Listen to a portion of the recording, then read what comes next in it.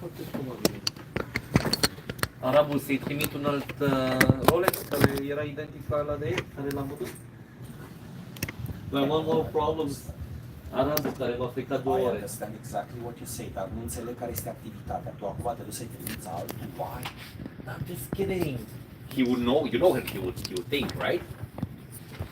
You're trying to sell me the same watch. It's not the same Live, watch. guys. Okay. Are we? Yeah. Okay.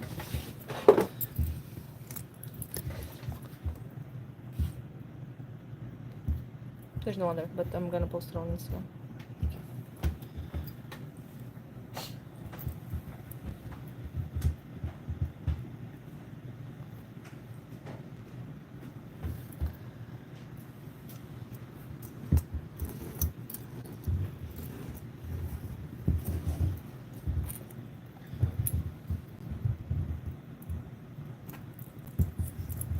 Să încep să le desfac totul sau nu? Mhm. Go ahead. Nu a intrat încă nimeni, nu? Bah, it's our first live, so. No one's there. Vrei să vezi cum se vede? No, you're good.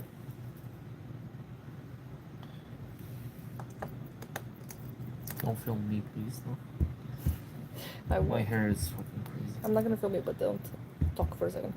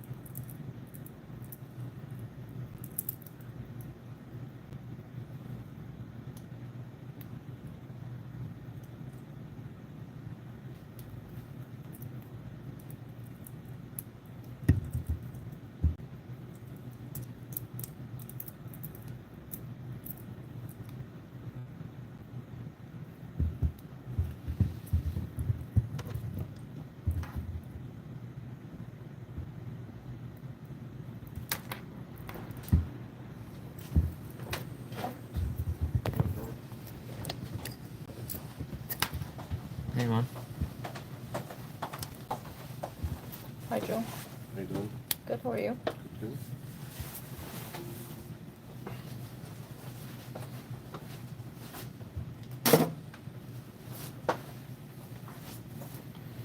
This is really not clean.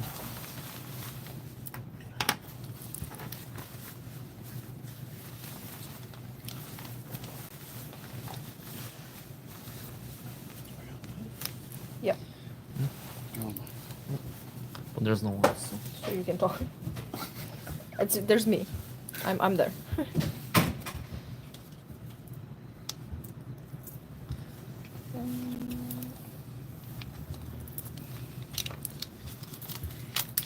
This is problematic. Because the watch was never serviced in its life. And how old is it? 1990s. Just 2K. No, you can't see it. Give it to me. Yep. So,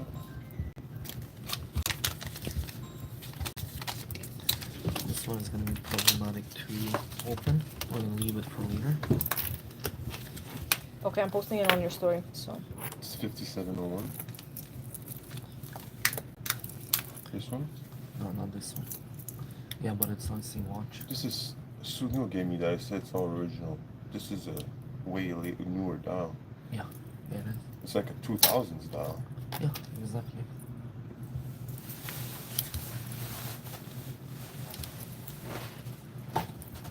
Oh shit, there's 3 people. Yeah, I'm here to go, Chris. I'll see you later, okay? You have some? There's 3 people. Do we have some?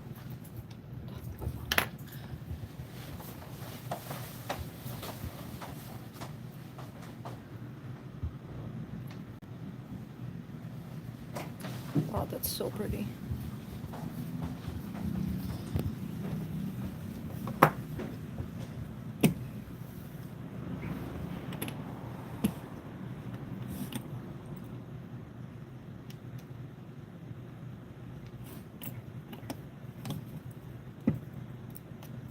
Next time we can put music and stuff.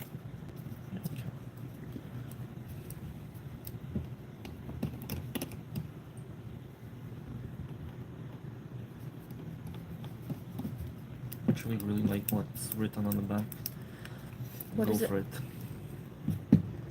Oh, that's cool. It's like short and sweet. I like the message. What fell? Nothing.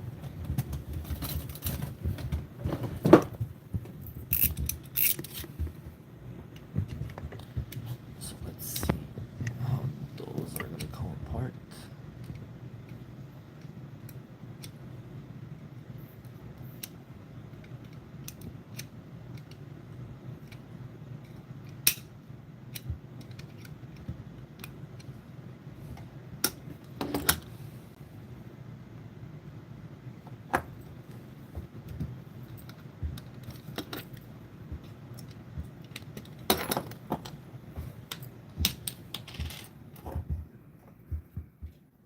The dial is immaculate.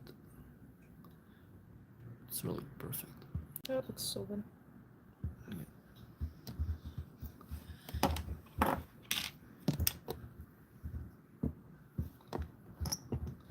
I've never had this dial before, so that's a pretty cool.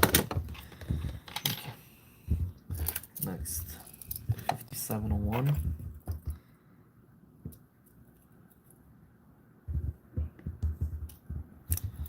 That has a perfect dial here, but what's cool about this one? Only find it in Canada for Coca-Cola. Really? Yep. It's always for 25 years of service, so we see those quite often. Again, look at all the gunk that we have to clean. So on one side it's pretty clean, but on the other side it's pretty gunky. So that's gonna go and clean up very well. And we're doing the same thing, removing the bezel.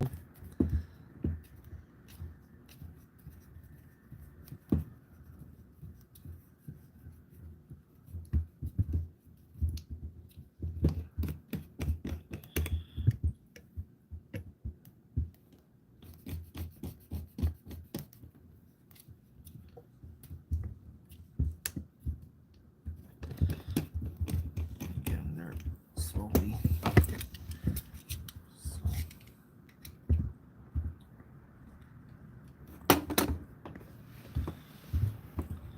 There we go. Another really perfect dial.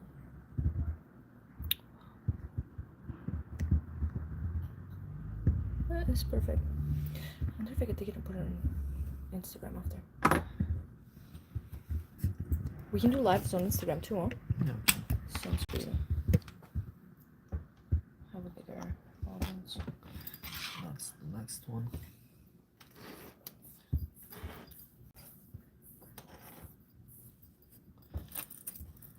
That's a small, most probably 6917 or 6916. So let's see what we have here.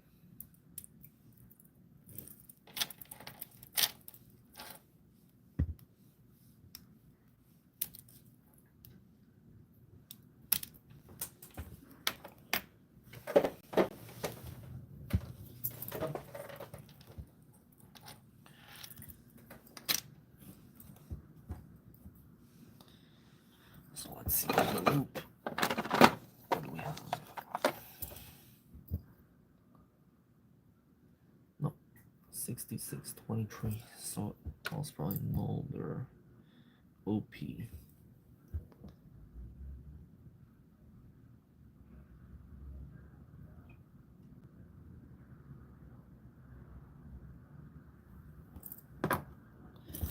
Cool.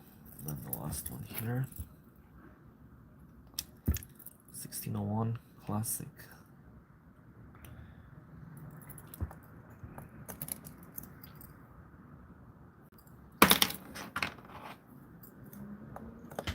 Just gonna go with the other tool.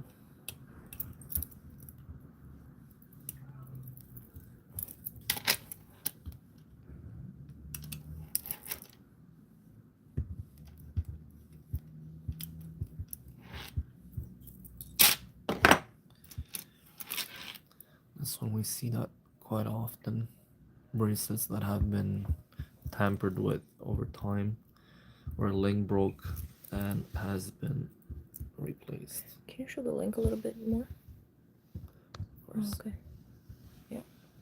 So we It's see so there. obvious. It's not really a good repair, is it? No, not at all.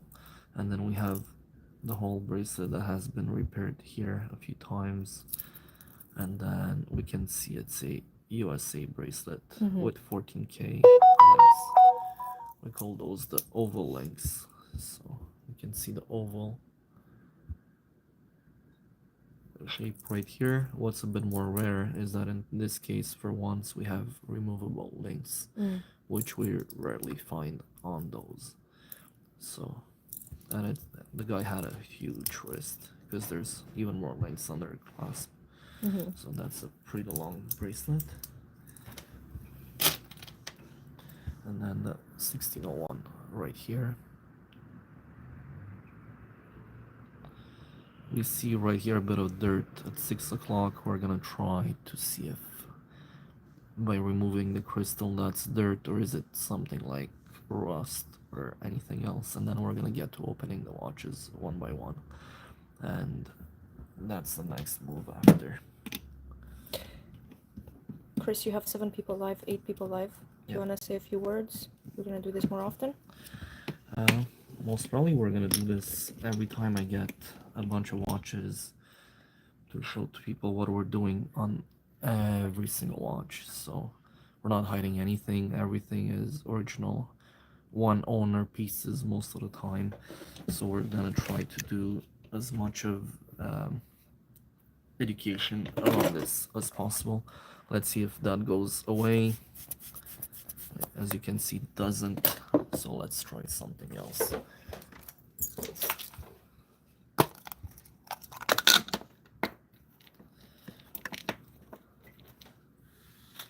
you go. So you see that little dirt right there.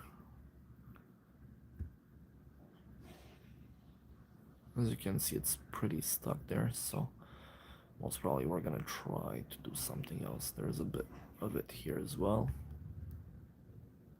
So this one went, but on the other side we're gonna have to move the hands.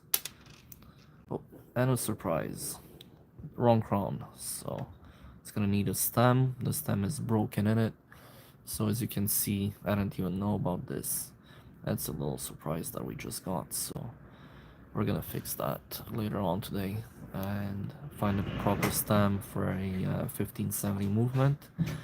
And also we're gonna change the crystals and check that everything is correct. Something really that needs to be done on every single watch is always verify that everything is legit, everything is original to the watch. My supplier 10 minutes ago just contacted me and basically offered me a watch. It was a 1601, and the dial and the bezel were aftermarket with diamonds, so we pay accordingly to that. The fact that those parts are not original, we're gonna have to replace them, and the bracelet was not original either. So we're gonna let the watch run a bit, just because we cannot clean any further in that little area right there. So basically the minutes hand is right over the little dirt spot. So we're gonna try to save this dial, which is nearly perfect, except that little spot of dirt at 6 o'clock. So that's gonna be our next step on this one. Then we're just gonna put the crystal back on to protect the dial and keep it all there. There we go. So now the bezels have been removed. We go to the next step of opening each individual watch and see how they are inside. If there's of surprises. I've seen watches in the past where movements were replaced with with quartz movements. I've seen stuff that doesn't belong in the era. So just because we're buying the watches based on pictures, we never really know what kind of surprise we get. So that's why we do get a lot of parts when needed, just because we're opening and dismantling those watches for parts. So this is a 1625, which I don't know if we're gonna see it here. There you go. So serial number 3 million. So it's, I believe, 1972-73. So this one is all correct. Only little thing that I don't like particularly about this watch is, and I paid accordingly to actually sell it accordingly, is the fact that the lugs, as you see, have been polished in the past and they're pretty thin. A lot of dealers out there are gonna show this as being cleaned up or prepped or whatever you want to call it. This is more damaging than anything else to the case, to actually just remove so much material to actually make it look nice. So I don't suggest this on any vintage watch. For the ladies one, I don't want to force it right now. I'm just gonna try different things. What happens is that the watch, as you can see, has been worn for a very long time with the case back sticker on, and the bracelet is not so tired, but it's a watch that has never had a service in its lifetime, so that's something that has to be addressed, and we're gonna do it. The other thing that's really cool about it, it's almost a sunburst tropical dial, if we can call it this way. So it basically, there's rays of tropical going from the center all the way to the sides of the dial. Crystal has to be replaced as well. Has a little chip, or a huge chip here at 12 o'clock. Multiple chips everywhere, so that's gonna be addressed as well. Let's go to the next one. This should be a 16013 with a really rare kind of gilt blue dial. I've never had this one before, and when you look at it from the front, if there's no light, it does look black, but as soon as the light hits it, it's a very dark electric blue. So that's very, very nice. I like the message on the back, which is super cool. Go for it. I like it. It's most probably someone who actually got it after a graduation of some sort, so that's super cool. And yeah, that's the next one we're gonna be opening. Hopefully we have a 30-35 movement in here, and if everything is okay, everything should be. This one from the US bracelet, I'd say it's most probably a 1978-79 watch. We're gonna look at the serial number right now together and see how that looks. So 16013, serial number, I believe 5.9 million, so exactly in the late 70s, early 80s. Just gonna have to open it a bit further with the key, so you can tell when a watch has not been touched in decades. So there you go. 30-35 movement as expected. The watch is very clean inside, so just a service, and it's already ticking. This one doesn't have a problem with the crown like the previous one that we showed earlier, so we're gonna get to open that one as well very soon. There you go. 16,000 case back. 30-35 movement. A lot of people are asking me why don't I show the movement in the pictures, just because everything was already verified as we do it today with you guys. So thank you for being here, and we're basically just doing our best to do a correct job. We're not just taking a watch and just sending it to the next buyer. We're actually buying them, verifying them, and moving on.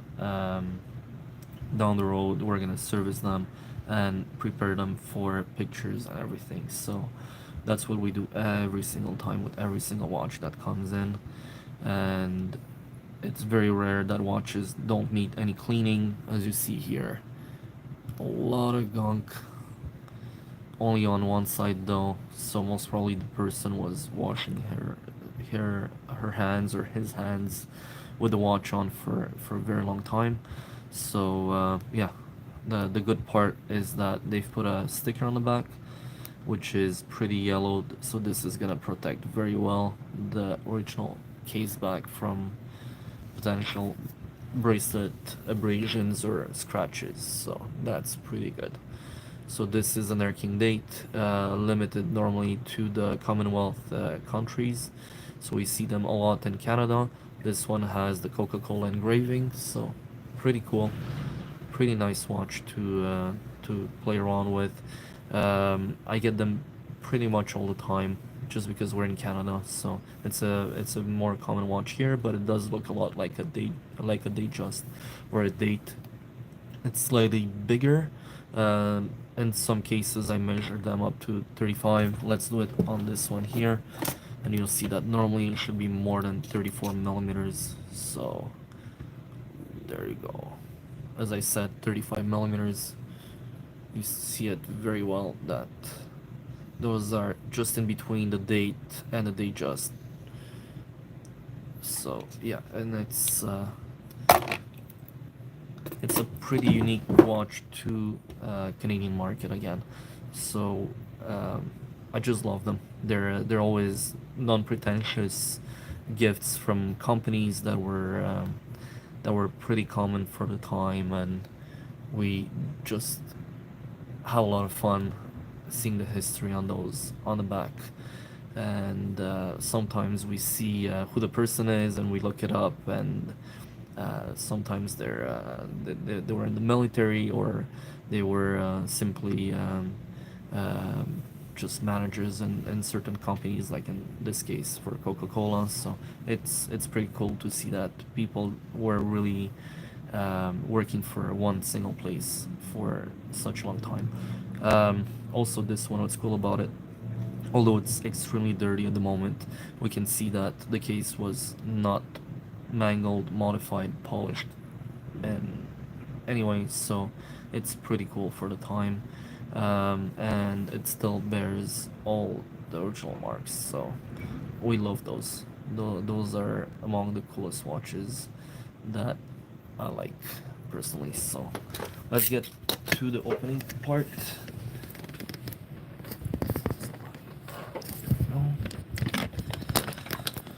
Gonna go to the number 7 for the 19 millimeters.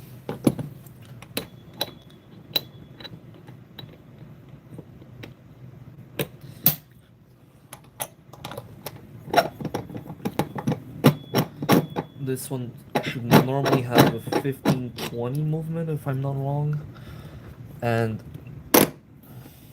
sometimes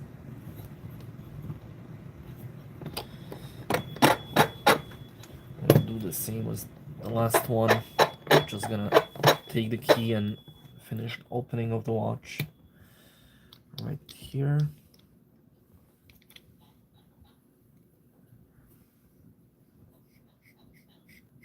This one has a lot of dirt near the opening, so this one does have a 15-20 movement as expected.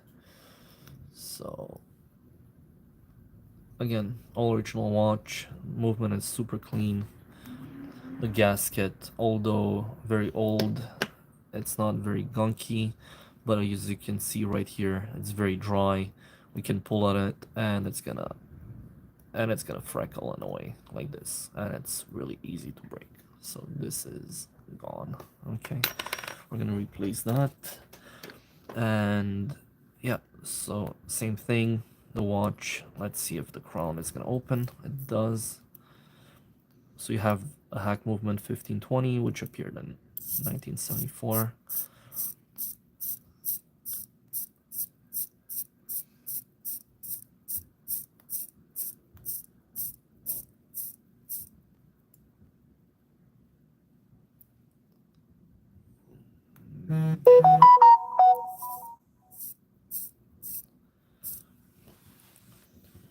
So that's a very nice watch.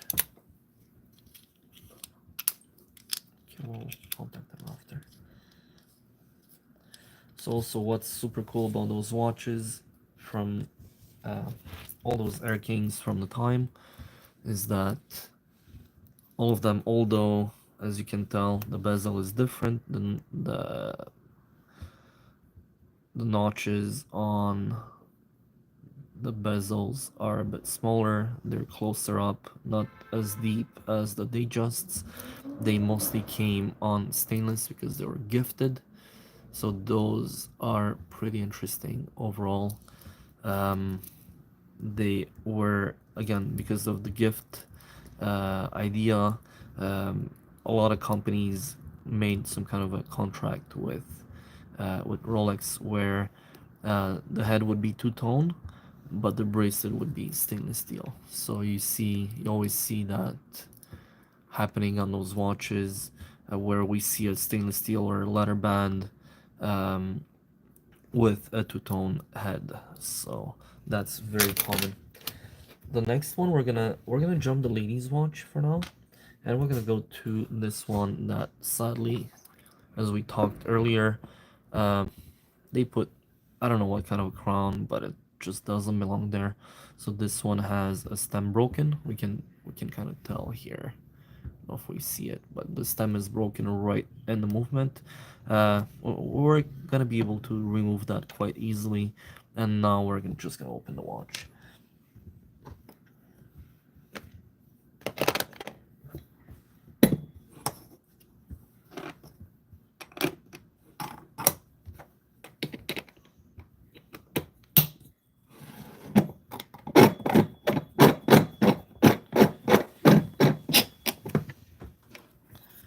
Again, same thing.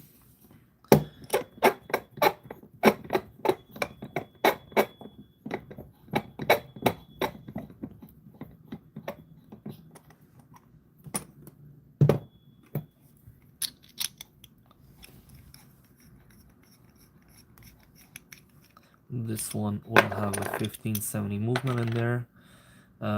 This one is a bit more dirty, especially on the rotor. That's easily cleanable with the Rodico. So as you can see, the movement overall is super clean. I'm touching it with my hands. It doesn't really matter at this point because the movement is going to be cleaned up afterwards. Again, I'm not picturing watches with open movements because once we open them with my watchmaker, they're pretty much sorry guys, the 7 o'clock marker had a bit of dirt as well, but that came off really easily, so we're gonna try to do that a bit later today. Again, same thing here, there's no water damage whatsoever. So the one reason, again, I'm not opening watches and pictures for the website is for the fact that they can be easily there could be a little bit of dirt that goes in, or anything from your clothing to something in the air that just flies in, or you even sneeze in the watch, which obviously can happen. So it's really, once the service is done, you don't want to start it all over and spend $300-400 on a new service. So again, those watches, everything that you see here on the desk pretty much is all original, except the Thunderbird or Turnograph with the blue dial that sadly had its case polished. So what we're gonna do now, we're gonna start by opening them. and I'm gonna send everything in the cleaner except the movement and dial. Of course, those are gonna stay here on the desk, and we're just gonna clean them up, remove all the dirt, all the gunk from the previous owners, and eventually change the crystals and prepare them for pictures and or my watchmakers to have a look at them. So yeah, they're gonna be ready and not too long. So there you go.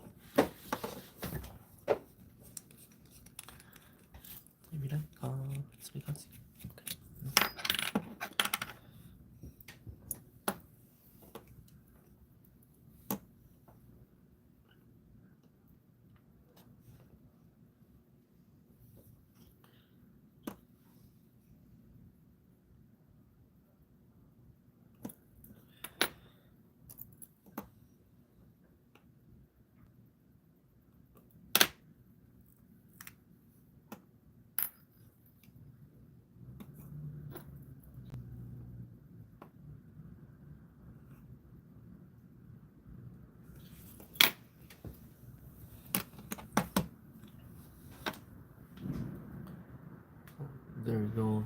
This dial is pretty good. I do believe that this one is a zinc sulfide dial, so it should have quite a bit of lume. And there you go. So the lume is very bright. The hands are not looming, so I'm gonna try to find some.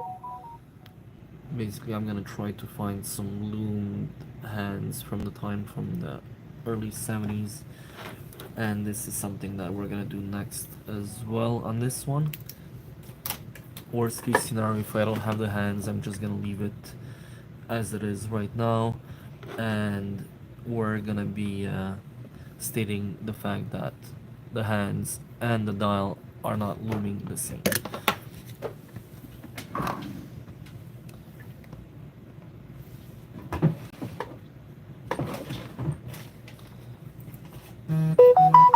On those gold bezels, I'm not gonna use the bezel remover tool. I have a bit more control with an X-Acto, just because those bezels are turning and they're held by a spring.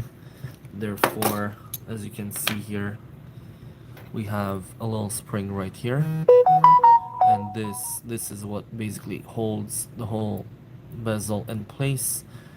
It's normally some kind of an octagon or decagon or some sort of like angle, just because those little springs here is what holds the whole bezel in place.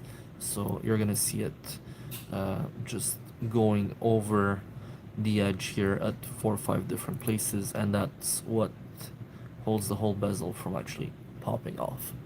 So that's something quite easy to remove, but you have to be really careful because it's solid gold, so we don't want to damage those. That's why I used my friendly X-Acto, which is used very often on a weekly basis. So the case is pretty good overall in terms of pitting or basically potential damage. So we're just gonna remove the gasket here. The gasket seems pretty good on this one. It's very soft, so we might be able to reuse this one. The only thing that really needs to be addressed is the fact that we're gonna need to remove the inner bezel that actually is holding the crystal. So we call those retainers. I don't know if you see it here, but this is basically where that little spring on the bezel is going in, and from there we're actually able to hold the crystal as well in place. So now we're going to be using the bezel remover tool. This one is the Horotech. So there we go, just slowly, not forcing anything. We're gonna go sideways right now, and then we're gonna send the watch directly in the cleaner.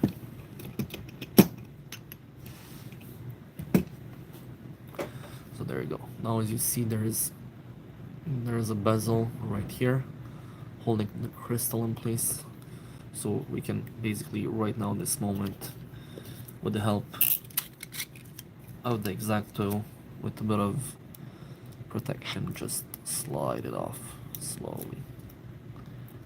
Okay, so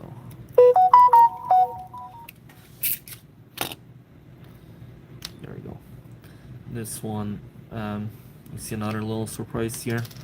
A lot of watchmakers who really don't know what they're doing, they're gonna put silicone or some kind of a watchmaker's glue, which is only used for so it's not something that's gonna damage anything. It's only very gunky, it kind of sticks everywhere, but it's not gonna damage the materials in any way. So that's another little surprise. And what we can tell as well, the crystal is cracked all the way. It has like many cracks all the way through, so that's gonna be addressed as well. We're just gonna remove it. As you can see, very hard to remove just because it's glued in place.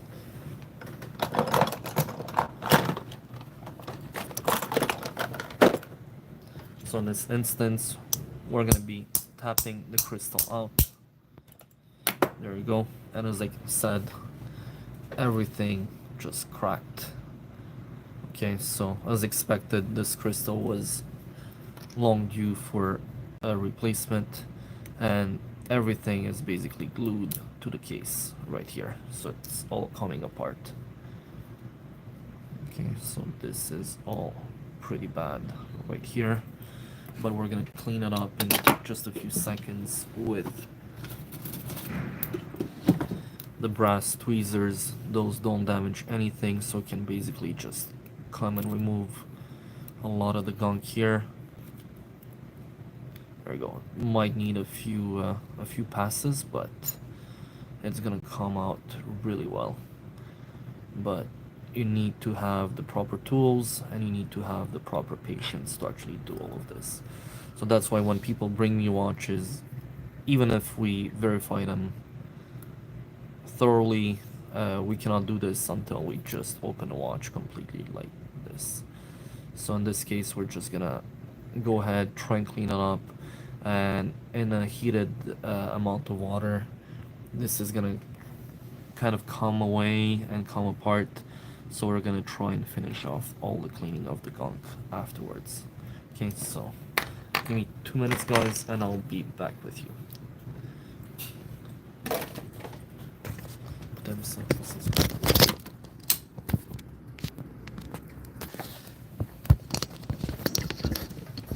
Guys, so what I'm gonna do.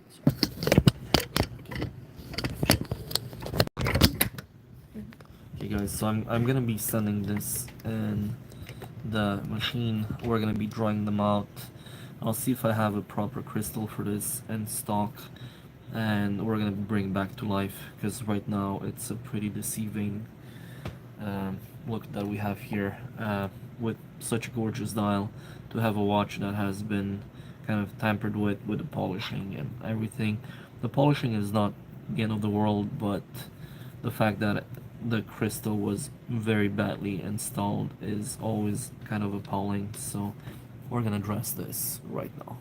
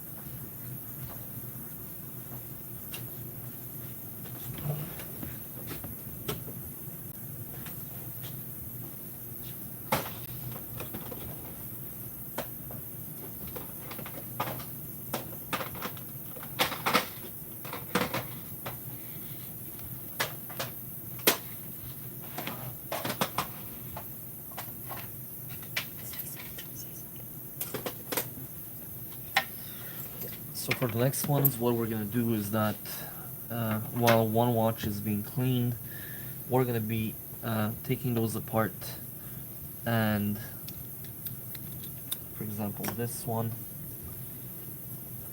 so this one here, just gonna put everything aside and prepare the watch for a thorough cleaning down the road. Okay, so there you go. What happens with the bracelets that we're using is that those bracelets are the US version of them. So I don't like installing bracelets, the US bracelets on any of my watches, just because they are pretty bad after a while, unless it's really perfect and the watch has not been worn too much.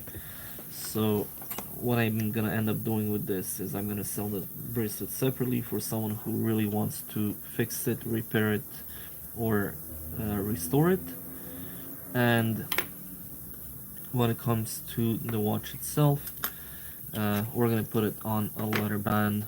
So in this case, as you see, we're gonna put the movement here, protect it under this case, and we're gonna move on to the next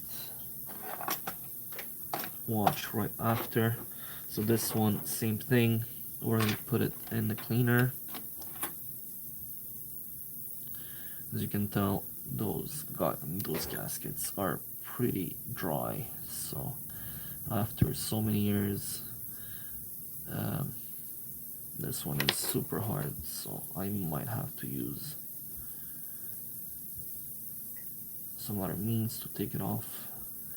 Let's see here.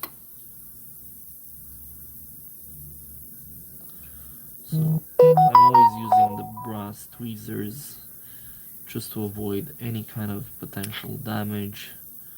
So all of those things here are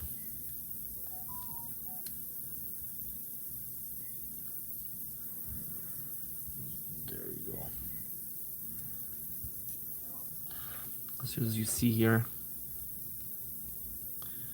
you have the whole gasket coming apart. Same thing. This one is, see, it's very dry. It wouldn't have protected the watch from anything basically. So very dangerous. After so many years, you kind of have to replace those automatically. Crystal, same thing. This case, it was touched up in the past, so I have no reasons basically to, unless we can try, but maybe try and restore it. I don't see any cracks on this one, so this one might be one of the rare contenders to actually make it back onto the watch. But it's very rare that we do this. It's only in case like this one has a few scratches. We're gonna try and do it in the next few minutes. We're gonna do it right now actually, and see what the results can be on the crystal that has so many little dull areas. So we're gonna try that while the other watch is being cleaned up right now, watch case. So what we do usually is that I have here 600 grit sandpaper, and we're just gonna go really slowly and thoroughly on the whole watch crystal. And if it's something that we can save, we're gonna do it by hand. We're not gonna do it with a Dremel or a big polishing machine. We're gonna remove way too much material and burn the plexiglass, so it's not something that's suggested. As you can see, by doing this, the flaws are appearing, so we see the white going into that little crack right there. And that what this does is that as soon as that little line is gonna disappear, we knew that this was the biggest flaw in the crystal. So we're just gonna go in a circular motion and not try to remove too much material. As soon as that little line is disappearing, we're gonna be using a much more mild technique, and that's gonna be polishing paste. So that's gonna be really good. What's also good about this crystal is that it has a really nice soft dome, even though it's basically a Datejust crystal. Okay, so let's keep on doing this and see where that is going to bring us with the result. I'm not going any close to the Cyclop, not to damage the Cyclop itself.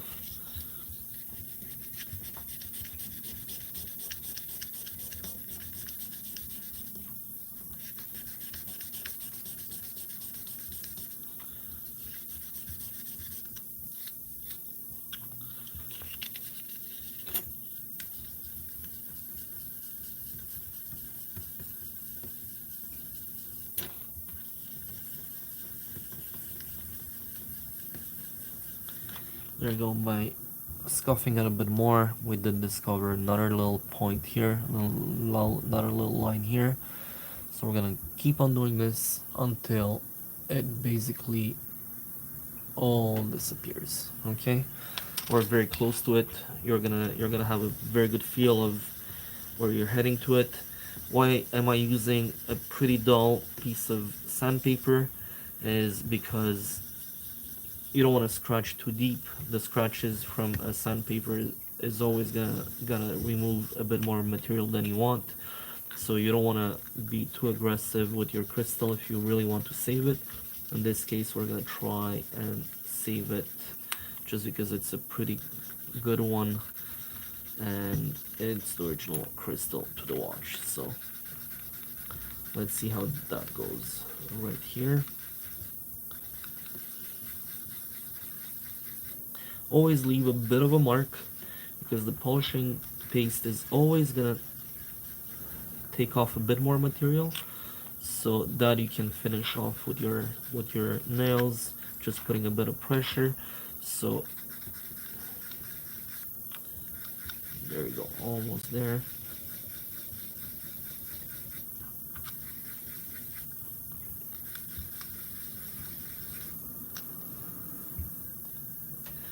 Yeah, so as you can see, right now we're pretty much close to where we should be.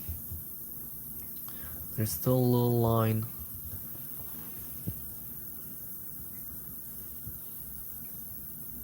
but it will slowly disappear once we pull out.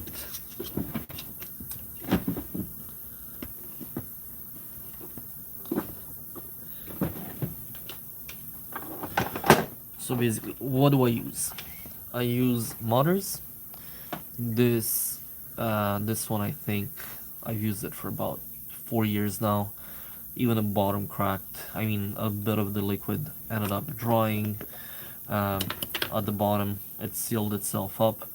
But generally, you just put a bit on your microfiber and it is pretty efficient, just going back and forth and bringing back the luster of the crystal. Even though we scratched it with a sandpaper, this is gonna have a very good result overall.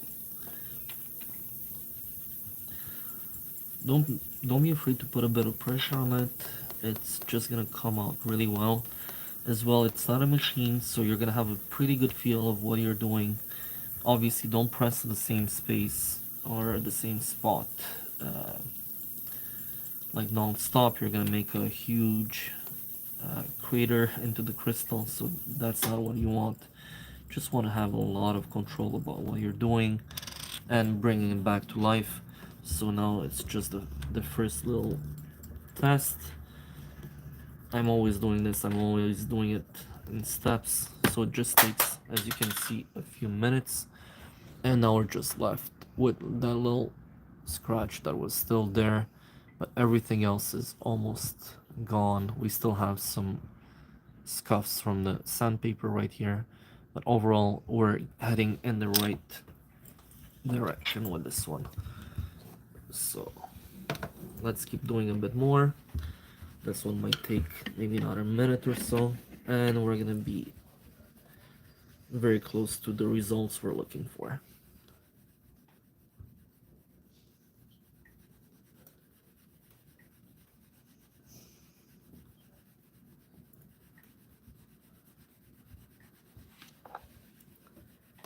This is your workout.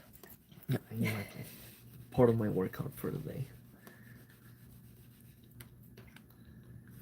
So if you guys like it, please subscribe, or if you want to have more of those videos, just leave us a little comment, and we'll keep on doing those in the future. Obviously, this is the first one. We do get like fresh to market pieces like these every month. In this case, it just happens to be a lot of Rolexes, a few Tudors in the past week or so. But basically, behind the scenes, that's what we do. We prepare watches and take pictures of them, cleaning them up. Then watchmaker takes care of the movement. I really like to do all of this myself because no one else can really vouch for what I'm selling them myself. And it's a pretty good way of knowing if a watch is real or not. I still get that question every single month. How do you know your watches are real? Because I've been playing with them for 30 some odd years almost, since I was a kid. So I'm approaching 40, therefore, after 25, 26, 27 years of fiddling around with watches and gaining more and more knowledge right now, especially with vintage, a lot of dealers that are really knowledgeable, a bit like myself, were able to see just based on a few pictures if the watch is correct, period correct or not, or we kind of deduct from the dial and the hands and everything from what era the watch is, even close to 2-3 years, or in certain cases we know exactly, we can pinpoint the watch to that one single year or one provenance. So this one is a bit more tricky than I was expecting, so it's gonna take a bit more time.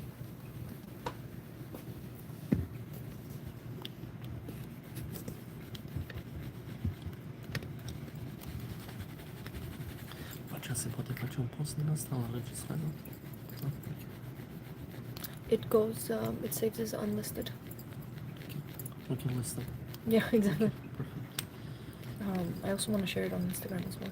Okay, yeah, we can do that as well. Pretty cool. Yeah, guys, so you hear us talking in the background. It's only because it's the first time we're doing a live, so I'm not very familiar with those. So we're gonna do a bit more in the future. I kind of like it because I get to teach people as I'm doing stuff, and just saves basically a lot of time when people are coming in the store to actually realize what we're really doing and what we're all about. So we're not here to hide anything, and that's why right now, even though, as you can tell, like the watches are all apart on the desk and everything, it doesn't do anything to them, just because they're not yet going to service. So it's just the way we got them. We're just assessing everything. Like in this case, if I can basically save a crystal, and it's not about the money, it's not about that, we're not trying to save here $50, $100 or anything. It's more because it's the original crystal, and service crystals or replacement German or Swiss crystals are not of the same quality.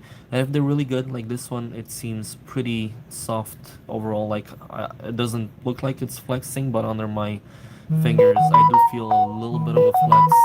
Therefore, I can tell that this is a good contender to have basically a second life after the watch is brought back to the market. So yeah, basically it's what we're doing. It's all about experience. I'm not gonna do this if crystal has a tiny crack or anything like that. The whole idea is just to make it work on the watch the way it's supposed to be done. So there you go. I'm just gonna continue and finish off this little area, which is a bit more difficult to finalize, but overall it's a pretty nice watch. Alex just asked you if you have a 16013 two-tone. I do. It's right here. We do have. That's what we're doing right now. Cool. I'm gonna tell him to watch the live. Yeah, exactly. this is something that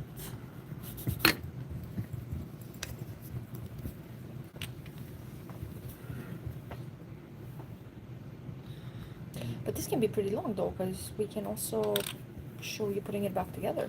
yeah, of course. So is it gonna take a Or little bit we- of time for you to? We're yeah. here for hours. Okay. That's gonna take hours. So it's Okay. not something that we're gonna be rushing today or anything. No, of I'm course doing not. it as I'm doing it normally, but now, like I know it's pretty boring to see someone just taking a cloth and cleaning up a crystal, but that's what patience is all about, and that's why, even though it would take just about 10 seconds to replace the crystal with a new one, I do prefer the original crystals for the look, for the magnification and everything. Especially for those vintage watches, it's very hard to find original replacements. So the only thing that I ever put as an aftermarket part, which is the crystal, and this is why today on this one, I just want to give it all my energy to save it and make it available with the original crystal on our website, just because those are quite interesting to have on the watch. And again, it does take a bit of time, but we're gonna get there. It's okay. I don't know how they promote it. Right now it's just me on the live, but sometimes we went up to 10. Yeah, So I know. people keep like logging in and obviously because they watch it for a bit and then they leave. But I think if we do it for hours, it would be really interesting, Yeah. just to see. Well, many that's people why, show. like, you see the crystal is nearly good. I'm still gonna have to work on that. For now, I'm just gonna leave it aside. It's gonna take way too much time. We're gonna go back and reassemble the turnograph, which is right here. Again, we didn't disassemble the dial, the hands, or anything in the movement.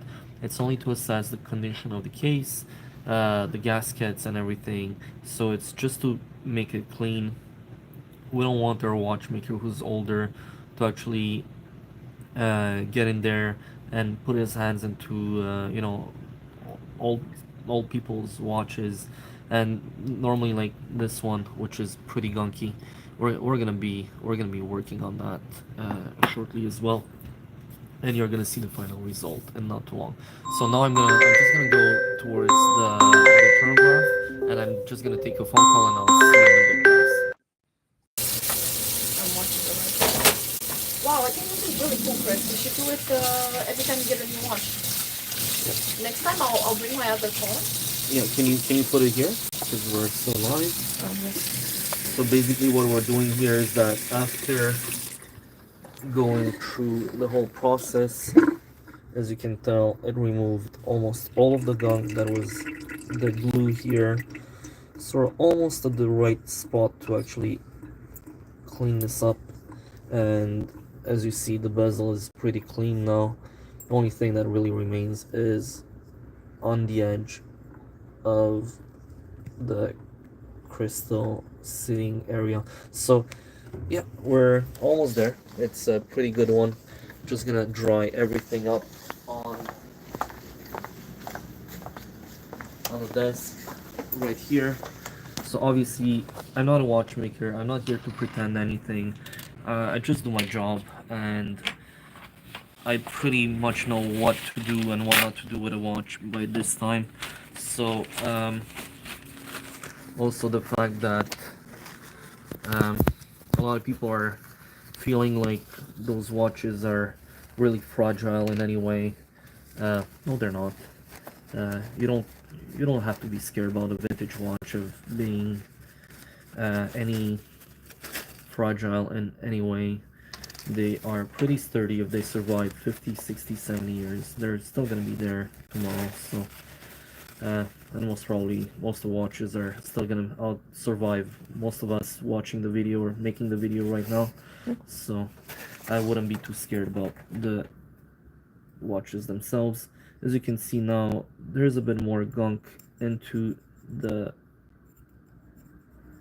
threads right here. So even though we didn't see them earlier, now we're getting really into the deeper cleaning.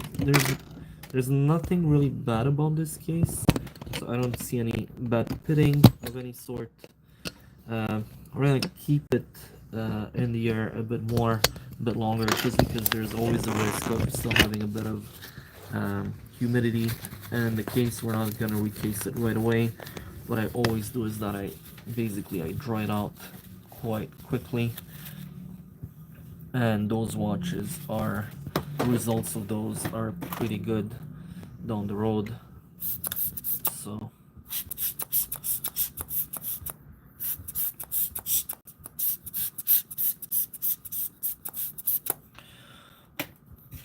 it doesn't look like much, but we're almost there. I'm just gonna put the gasket that was on there. I think it's a bit too big, but my watchmaker will sort that out down the road. So that's something that needs to be addressed once he has it in his hands. So there you go. Remove most of the water. We're just gonna try and find the proper crystal for this. I'm gonna look it up online. So in this case, we're gonna look up, or even better, just give me 2 seconds, guys. I'll be right back.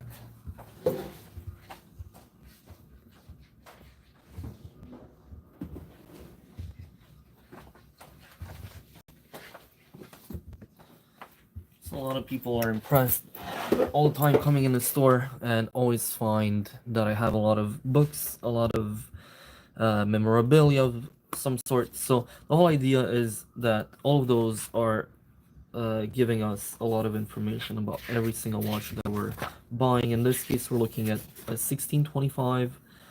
So we're looking at the 1625 here with the 1565 or 1575 movement is exactly what we have, and the crystal is a Cyclope, as you see right here, for the 1625, and gold or an Rolézar. So it's a 117, so it's the same crystal as a date.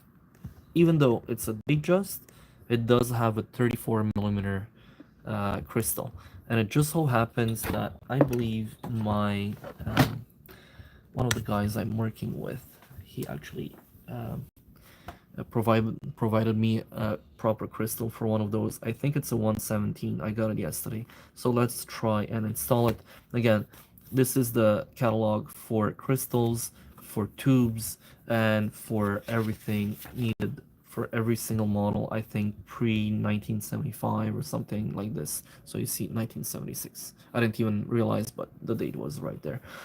So basically you have the caliber, so the movement, the crown, the tube that matches the crown for every single one of those watches made prior to 1976. What's the tube? The tube is basically right here. So this is the tube on a case. Basically you have the crown. The crown also has a gasket inside. The tube does have another gasket inside right here. So that's why those are pretty well designed, and that's why you have the oyster case on Rolexes. The one thing before doing anything else is that I'm just gonna clean up that gunk that we were talking about. As you see, it's just coming all apart right now after a thorough cleaning, and this is gonna make the crystal sit a lot better than it did before, with all the glue and all the problems that were affiliated to it. Just give me a...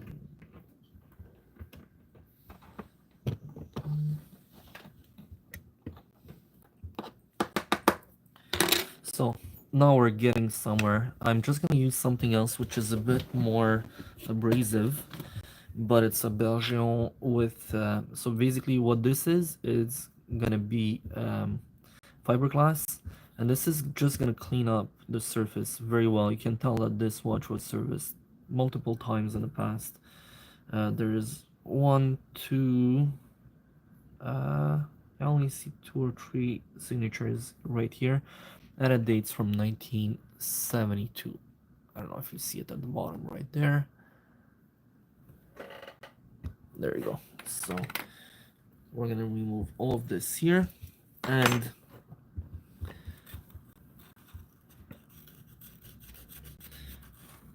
with all of this here, we're just gonna clean up the whole surface. It's gonna give a pretty good cleanup as well. It's gonna make the whole surface look a lot cleaner. It's gonna give it a bit of a brush, but overall it's gonna make it look much better. So this is not something deep. You don't have to press hard or anything. Just want to remove anything that doesn't belong or it's not supposed to be there. So we're just gonna go slowly. We don't want to remove too much metal, too much material. That's not the point. It's fine. So there you go. I'm working today and not so much, not a lot of space, but this here does look, I don't know if you have a look, the whole surface looks a lot better. So just gonna clean it really quickly.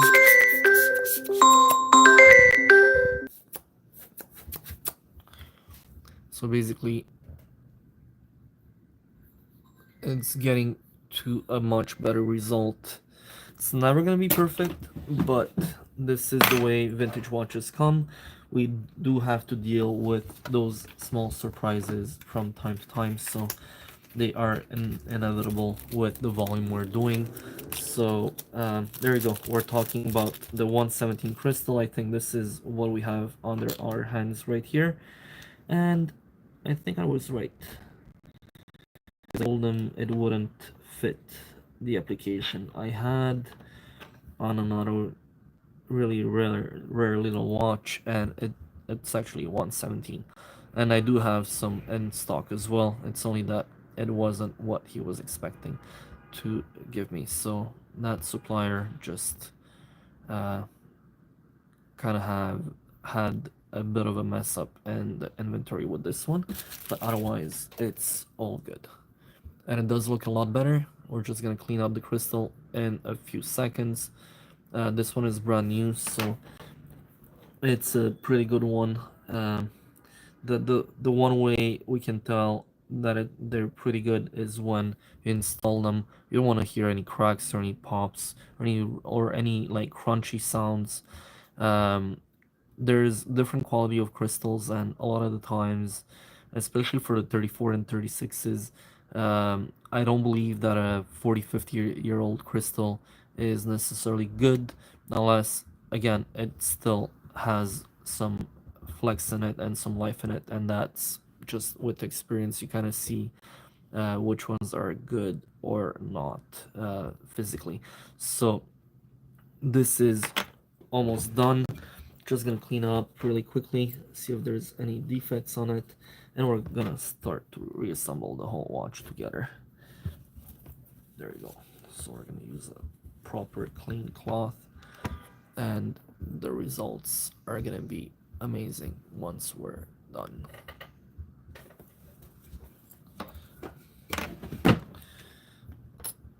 There we go. The bezel, the retainer ring is gonna fit really well. They're not supposed to have a lot of pressure on them, so don't expect Bună, Călin. Da. So once those are installed, don't ever expect a bezel retainer to have a lot of pressure. It's supposed to have a bit of it, but not too much. So that's something as well that needs to be addressed. When a bezel or a retainer is very hard to install, means the crystal is badly designed or wasn't meant for that one part. So guys, I have a meeting really quickly, and I will see you in a few minutes. Okay, thank you. Ciao. Hey guys, so we're back on. We're gonna try to finalize this little chronograph.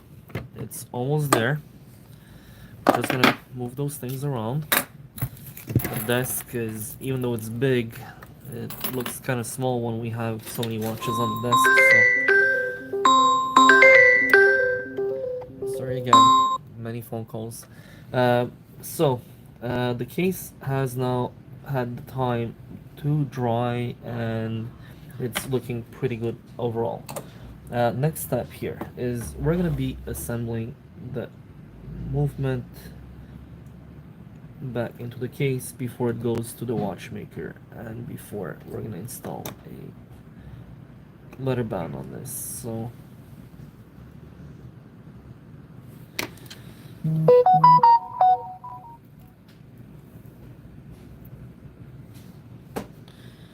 we go. So does it work? Yep, if there's 8 people live. Okay. Hey guys, we just started on Instagram as well, so we're doing both live feeds on Instagram and on YouTube at the same time. So it's the first time we're doing it, trying different things. Again, if you like this, let me know. We're gonna be showing you more and more stuff about what we're doing and how we're doing it. Again, I'm not a watchmaker, I'm just verifying that every single watch that passes through my hands are pretty good. So the one way of doing this is by assembling, disassembling every single watch and looking at what it is. Again, this is the 1625. It's a Turnograph 1972. It's been polished in the past, so obviously that's a bit of a letdown, you know, on the watch, but overall, like, it's still pretty good. The one thing that kind of pisses me off is the fact that this is a bit off, but overall it's still very nice. So again, the other watches are one owners, so except this one, the other ones are really untouched. Someone on Instagram said that they love your 62, 63. Oh, thank you guys.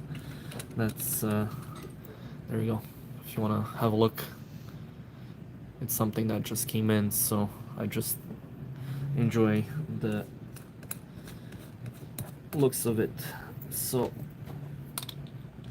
if you're asking, by the way, it's not for sale, so anyone that might be interested by that, sadly it's something that I'm gonna be enjoying myself. So there you go. So you have the Turnograph. Again, a lot of people don't know, but the crystal of the Turnograph, the 1625, is the size of the date. So basically you have a 36mm case, but a 34mm crystal, which is the Tropic or the Cyclops 117. Overall, it looks very good. The dial is near flawless, so I don't see any defects on it. The one thing that's a bit later are the hands. They're not looming, so compared to the loom plots on the dial, which are zinc sulfide, those are still looming. What happens with those is that zinc sulfide normally existed until 66, 67 on the sports models, but on the Datejusts and Turnographs and Dates, they actually had them for a bit longer.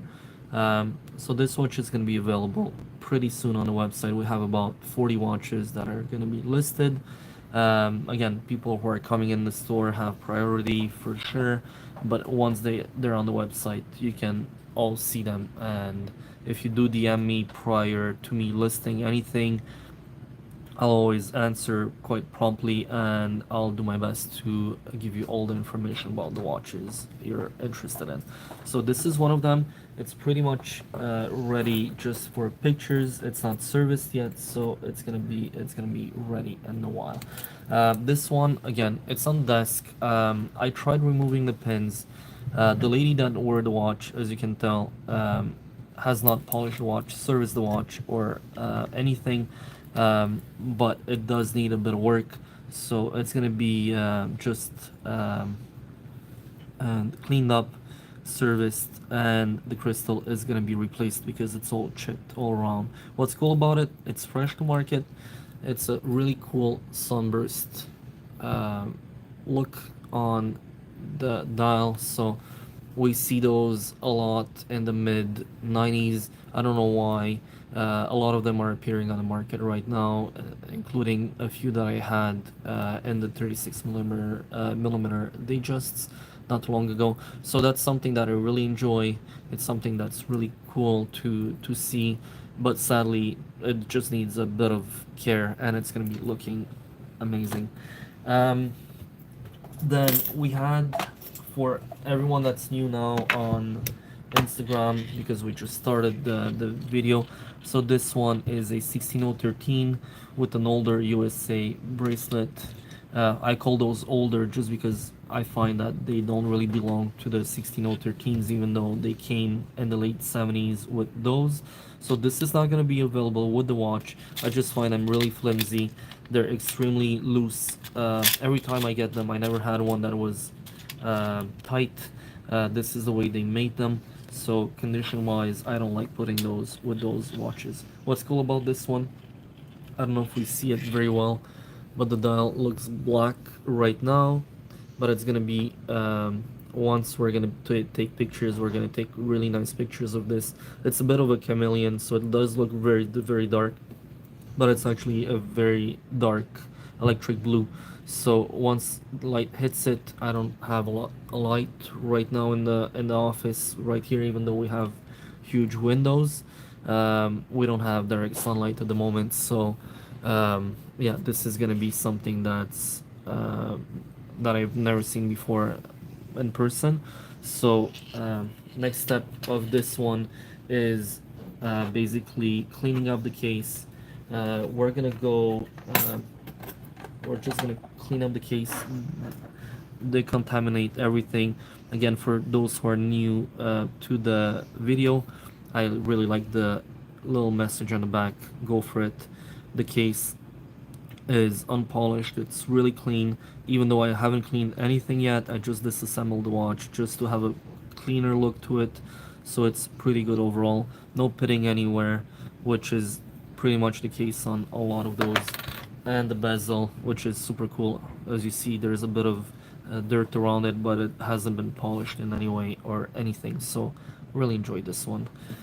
Condition wise, it's among the the top 10-15% that I see those in usually. So that's gonna be a very good watch for someone who enjoys a rare dial and unpolished case on a 16013.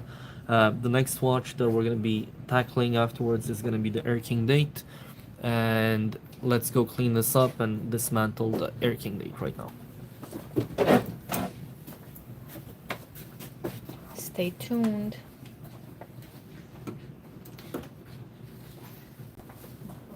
Eu cred că apoi ar trebui să faceți un ghid.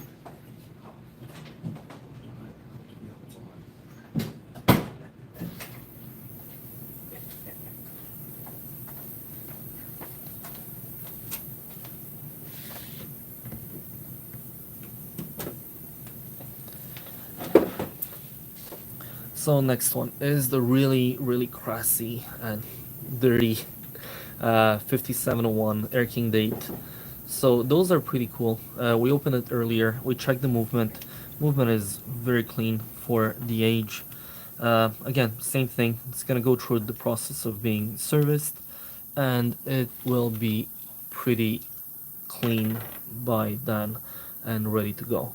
So this is something that I really enjoy having. We only see them in the Commonwealth countries, so there we go. Very clean. Again, I'm touching the rotor and everything, but it doesn't have any impact at the moment because the watch is gonna go through a complete cleaning in the next week or so, and it's something really nice. Yeah, a friend of mine is just congratulating me on the 6263 right here, so super cool. Unpolished 1979 original bracelet with a 5711 and links. Really enjoyable little watch. So there you go. The crown still looks pretty good on this one. I'm just gonna do a bit more testing down the road with that. And as I said previously, all the 5701s, even though they were made until 1986, 87, I think I found some in the past that were as new as the late 80s. They all have the 1520 movement, that's chronometer. So it was a pretty good entry level watch for the time to actually start in the Rolex lineup. What's cool about this one, again, I said it previously, and sorry again, I said it previously in the YouTube video, is that this one does have, and what's cool is that it does have a really nice Coca-Cola engraving on the back. As you see, the case backs are always 1500 for the 5701, so they do share the same pedigree as a date, except that this one is either a Nerking date or an Explorer date for the 5701, and that one stands for two-tone, where you have always that really nice smaller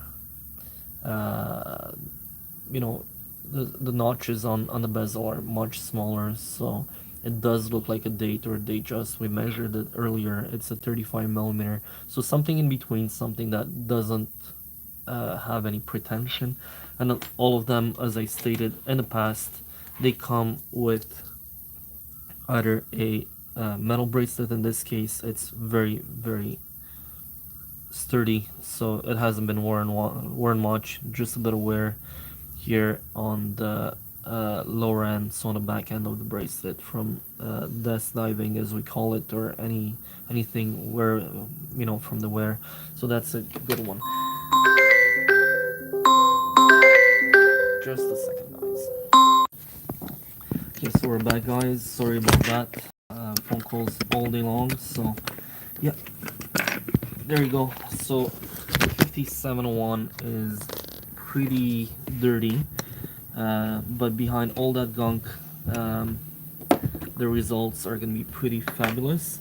And as I'm with you on, you know, on live, let's try and remove the rear protective plastic that was on there for decades. You can tell it's pretty yellow, so that managed to protect the original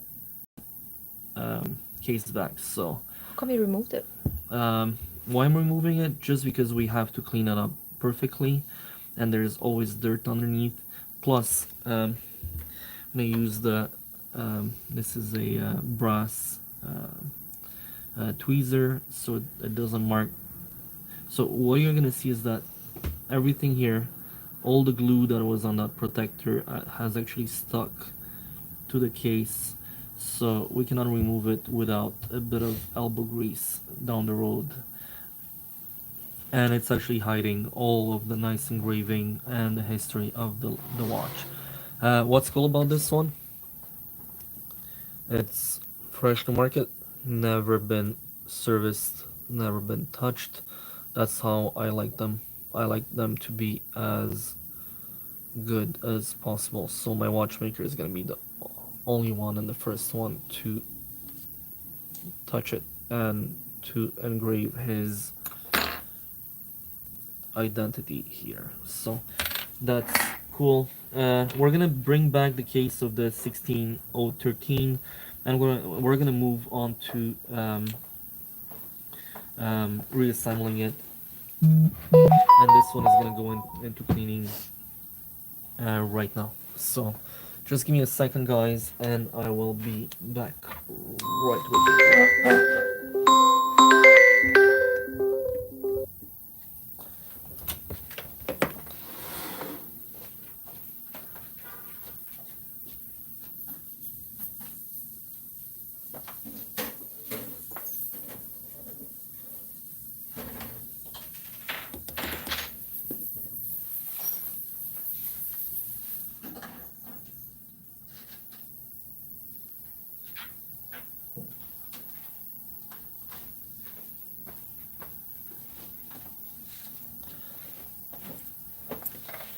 So 16013 case is almost ready to be reassembled. We're gonna need a tropic, or I call it tropic, but it's not really a tropic. It's a Cyclops 118 crystal, I believe. So let me just check into that. Where it's a 135, and we're gonna replace that shortly. I'm not gonna put the gasket on yet. My watchmaker is gonna take care of that, and it's gonna take just a bit of time to do it properly. So he's gonna do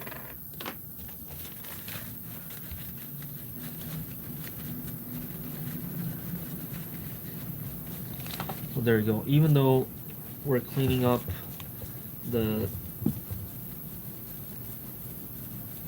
cases with proper tooling, there's always a bit of dirt and or patina. In this case, I'm not going to touch the patina underneath. The bezel is pretty good. The case back, as you can tell, it's unpolished. It does bear a few marks and little scuffs and scratches. We're going to leave it as is. That's just the way you want a vintage Datejust to be.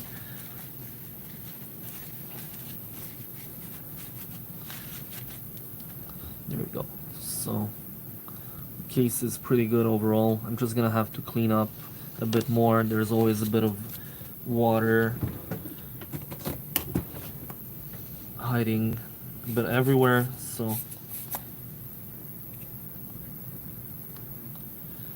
pretty big cleanup right here, and the results are gonna be pretty good.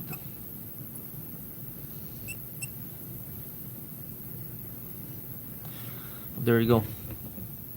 You can tell that even this one, that 16,000 Ks back, has been signed once, from what I can tell.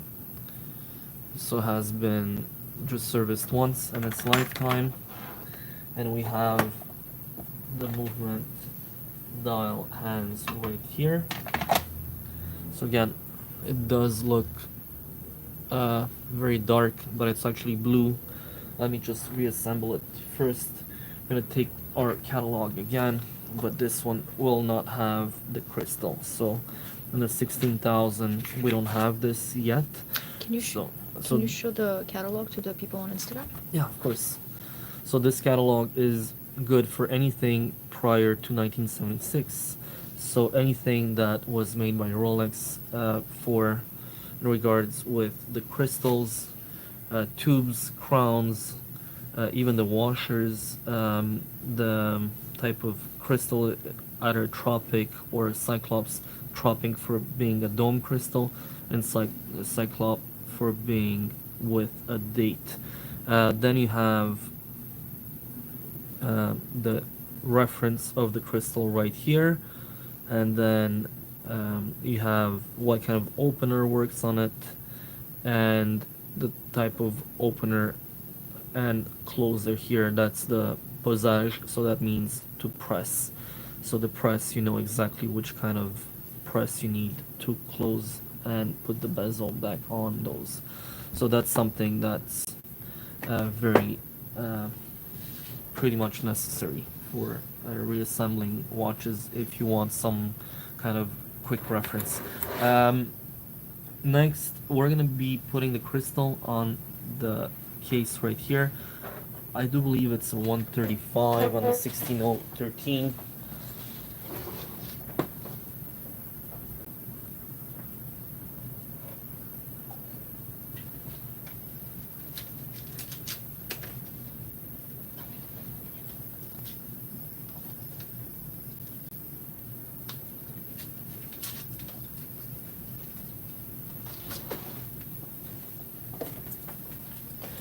So we do have some, again, for those, we don't have anything else but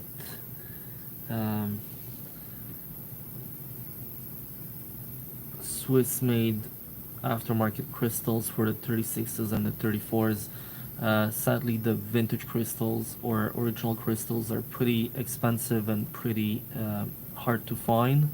So for the sports models, it's not a problem. I have them all. Tropic 19, Tropic 116, or Cyclops 116, 127s for the 1675s and 1680s, 5513s. We don't cut corners on those, but when we get to Datejust, just because those crystals are pretty fragile, if you don't have the proper age to the crystal, it's aging pretty badly. So what we're gonna try to do here is that I did save the original one. It does still bear a few little marks. I might actually keep it to give it to the next owner. We just restored it a bit earlier, and now I'm just gonna go with something that's made in Switzerland, and it does fit perfectly here. So what I'm gonna do, I'm just gonna reassemble the watch. I don't want the dial to be put at any risk because it's a really rare dial.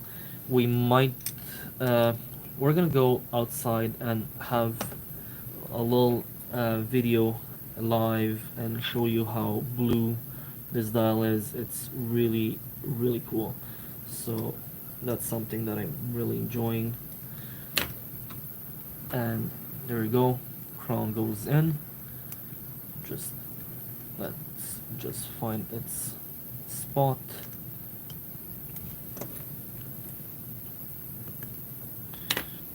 There we go. Screw it back in. There we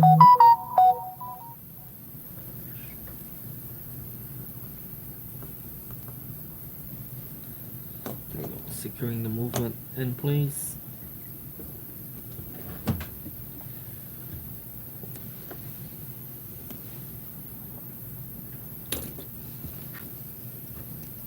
Again, we're not gonna put a gasket at the moment just because it's gonna go to my watchmaker this week, so it's going to be ready and safe to be used and not too long. I don't know if we already see it or not, how blue the dial is. I don't know if we really see it right here. It's a striking blue, and with a brand new crystal it just magnifies the beauty of this dial that I've not had in the past. So just gonna reassemble it. The good sign of a good, let's see here,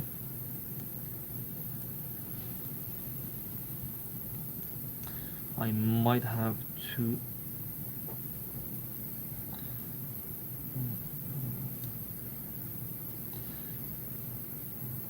just don't let this crystal at all.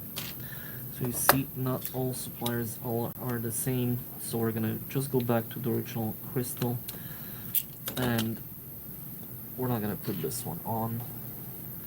So we're gonna keep the original crystal right here. We're gonna see,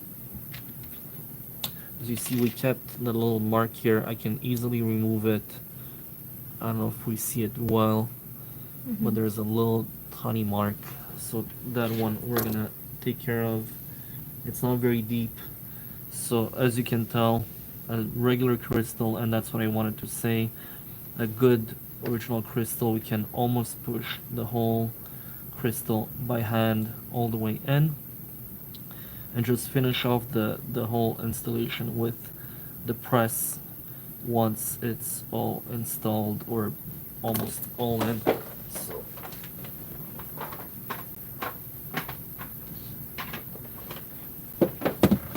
take a virtual press and find the right size die to push it in. Always has to press a bit higher than the lower end of the bezel.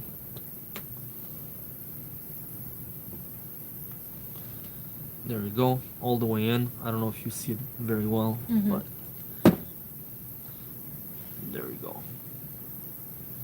Okay, so now we're gonna be just, see, the roller is gonna be needing maybe a bit of attention, just a bit of tightening. on its axle, and it's gonna need a service in order to guarantee it for 2 years as usually. So the results are pretty fabulous for what it is, and it's just looking awesome. Again, the bracelet is not available for the watch. I don't like putting USA bracelets on those. I don't find them very interesting in terms of quality, and if you do a wrong movement, the metal is quite brittle in the pins, so I'm not going to be installing that on the watch.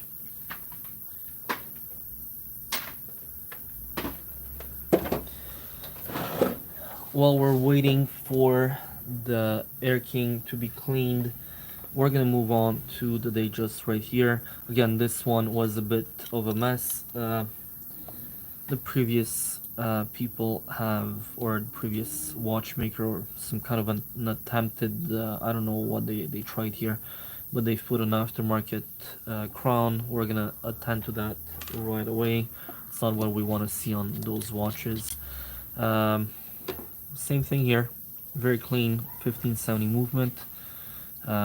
It's the correct period, correct date on those, so just needs, again, we addressed that in the past few minutes, is that the dial right here has a few little defects or dirt, so we're gonna try and finish this off before reassembling the Air King date, and we're gonna try to do this right now.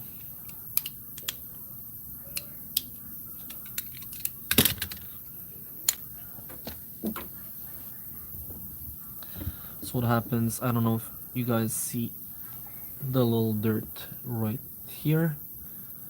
Okay, there was the same thing at the 7 o'clock marker, but here it's just on the side of the 6 o'clock.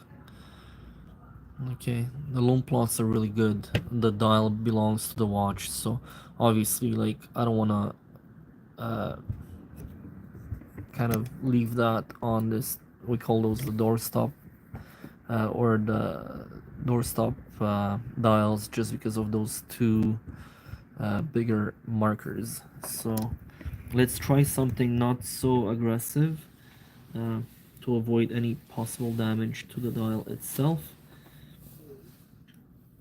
And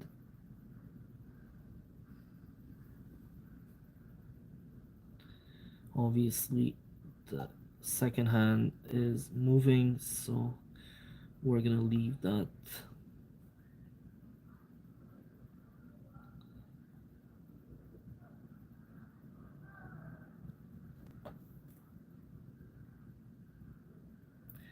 So basically it's slowly cleaning. Just want to apply maybe a bit more pressure, and it does show a bit of results. So most probably in the past something happened with this, and some kind of, yeah, you see it's not very good. So the result is not good on this. We're gonna have to replace the dial, just because what happens is that we're gonna, by cleaning, we're removing the clear coat. As you see, it was beneath the clear coat, so it damaged the dial. So we're not gonna leave that on. We're gonna change the dial at the same time, and sadly this dial is too far gone for us to actually do anything with it. It was it was an attempt. We tried. Otherwise, the dial is really near perfect, but those two little dots here, the fact that as we're trying to clean them up, it just went through the clear, and damage is even under the clear coat itself. So there's nothing we can do here at all. Yeah, so a bit deceiving, but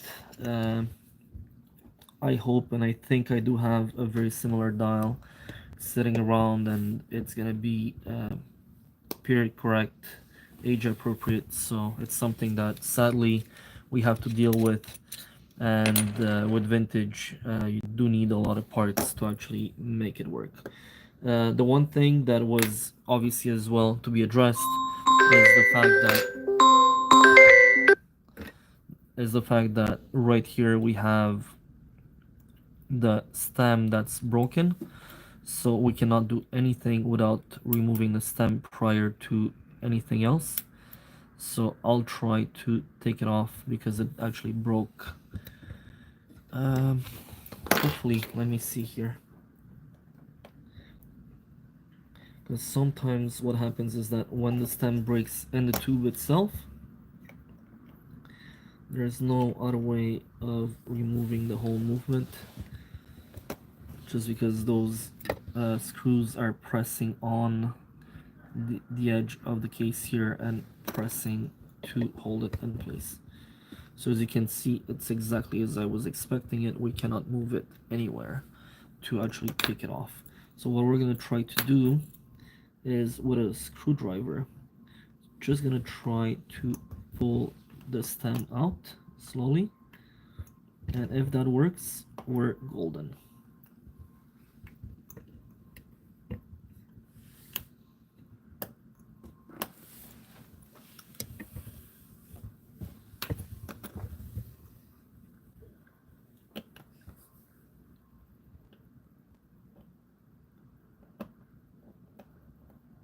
So what are you gonna do with the dial? The dial, we're just gonna sell it on eBay as is with the little defect. No choice. So the stem is really close to, let me see where the stem is.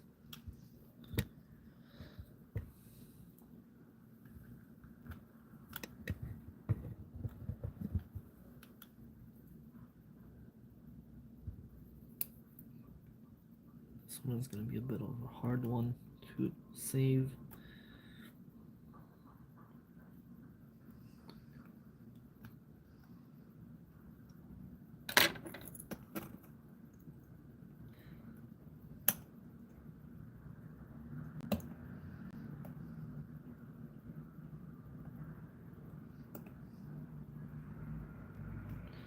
You have to be very patient here, just because you don't want to break the rest of the stem in the movement. You just want to install the crown and a new stem, or a used stem that I have in stock from another watch that we dismantled in the past just for parts. So the whole idea is, there you go. We were lucky enough to be able to pull the whole stem out without breaking anything. It was already broken, so there we go. That's the stem, and now we can turn around and pull out the whole movement. Sadly, the dial has to be replaced, as we talked about earlier. Let me check if I do have one. When do you decide what sort of defect is okay for you to sell versus when you don't want to sell the defect? It's all about how visually attractive a watch might be. So it's gonna have a huge impact from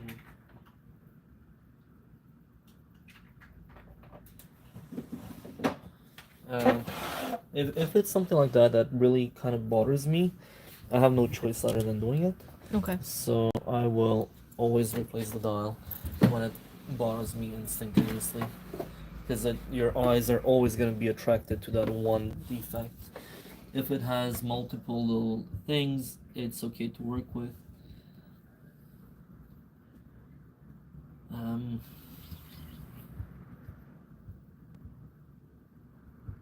Can I show?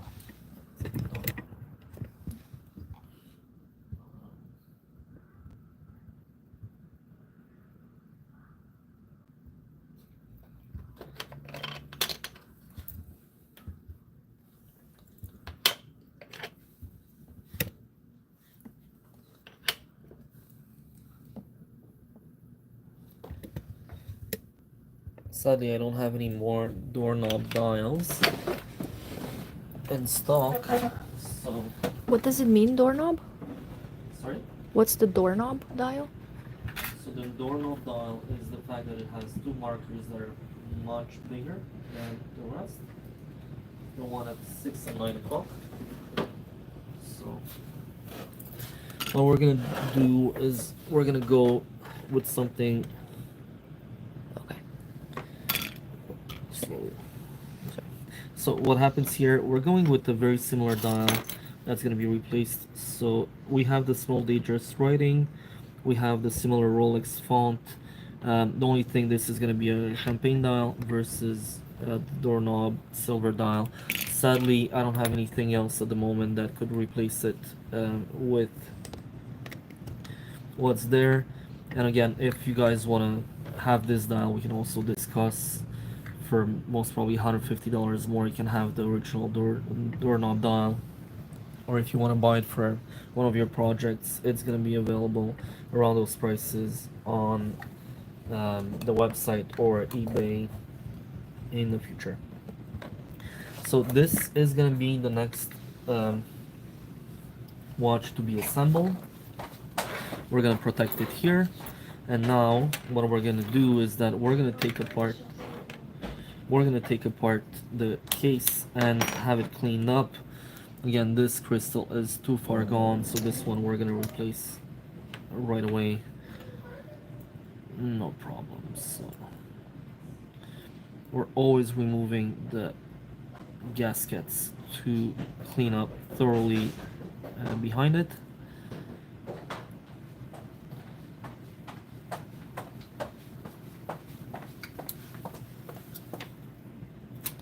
Again,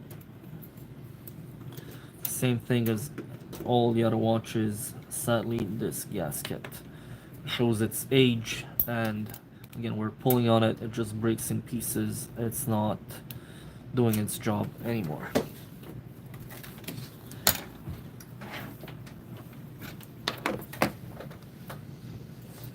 Next step, bringing back the 5701 case, and we're gonna be cleaning up this one.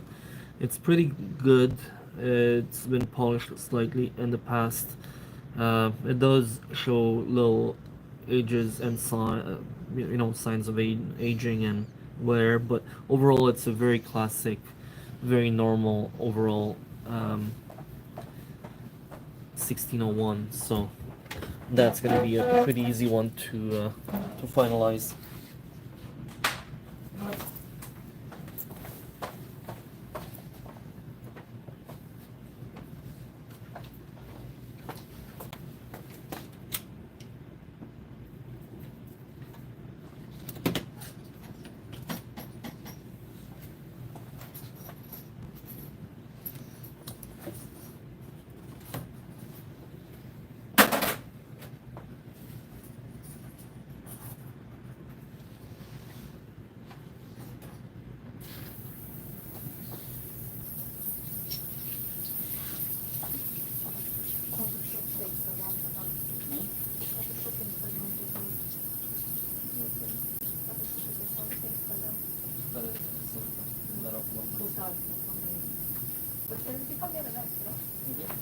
Cred că ar trebui să le facem a little bit later in the day. When people are Dar like, putem să le postăm, nu? Se pot posta. what do you mean? They're there as lights, yeah.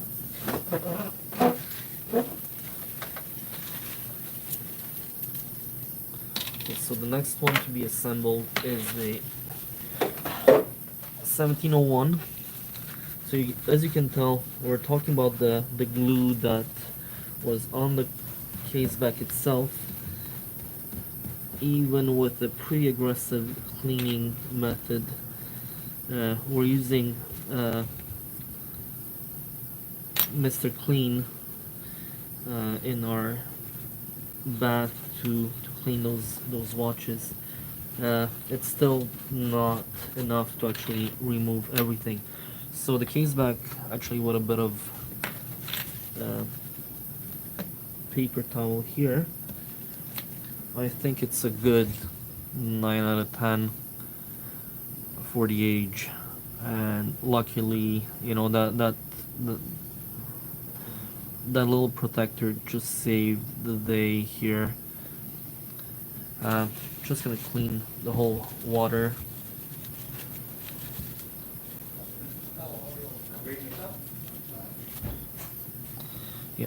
So the results are kind of speaking of themselves, and Sorry, I thought it was bothering you. there we go. Now the case, let's see, where all the gunk and all the dirt was, the result is not bad. Couple of little, maybe couple of little spots here that are a bit, they're gonna stay there. I don't want to touch them too much. Most important part is really here and the bezel part. I just want to remove as much as I can, not to damage or mark anything. So that's something that will be done right now. So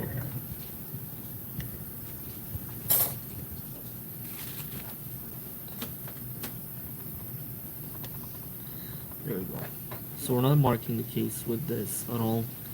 It's something that I did many times in the past with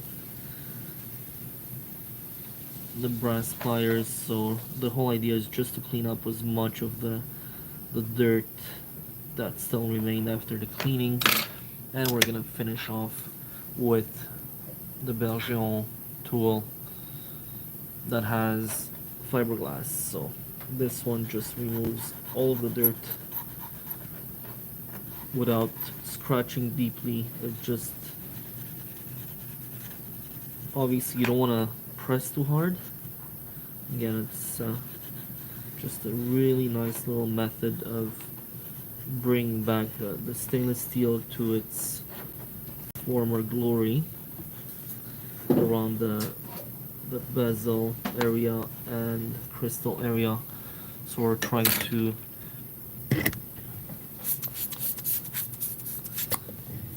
go. So the results are pretty good. I'm pretty happy with this. So we're gonna get ready to reassemble before bringing it to the watchmaker.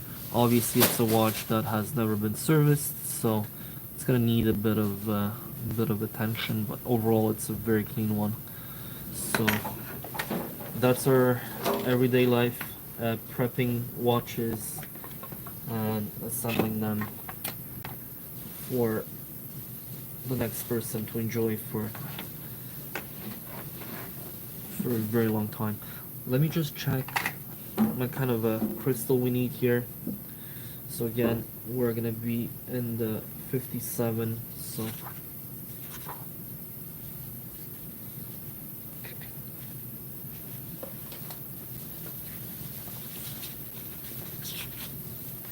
so 5701. I don't know if we see it well here. 5701 with the crown size 6 millimeters. Okay, and it's a Cyclop 117. I'm using the original catalog from Rolex to find that. So it's the same crystal as the Rolex date, and the case is just a bit bigger at 35 millimeters. So, so yeah, I'm gonna take care of that in just a second.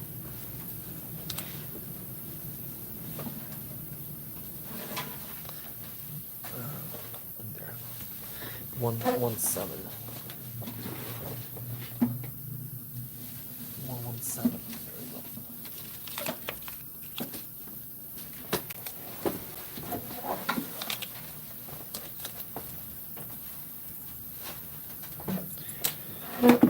So the 117 crystal, same as the date for the Air King.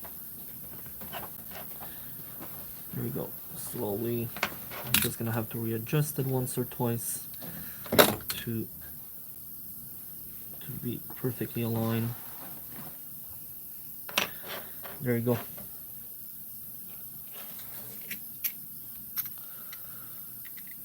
So the Coca-Cola is really coming along. We're gonna be just aligning everything.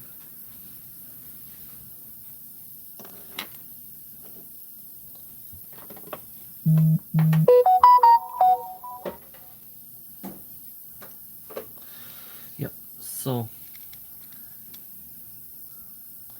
Let's see that the crown fits well, and it does. I'm just gonna be securing it in its place here. Pretty easy work, but we have to do it every single time to check that everything is okay. The last Datejust for Ladies that I got was supposed to be a two-tone. It ended up being a full assemblage of different parts. So what happened is that, see, even here it didn't stick. So what happened is that it was a 69160 stainless steel watch that I acquired, and in the end it was assembled with two-tone parts. The clasp was not belonging to the watch itself, so it ended up being taken apart. When that happens, and when I see those watches coming in from different sources over the time, it just happens, and you never really know what's going on with those little projects of people like putting watches all together. So I do see here that I do have a little problem with the stem. Let's see if now it's gonna be fixed. I just want to make sure that, yeah, you see, so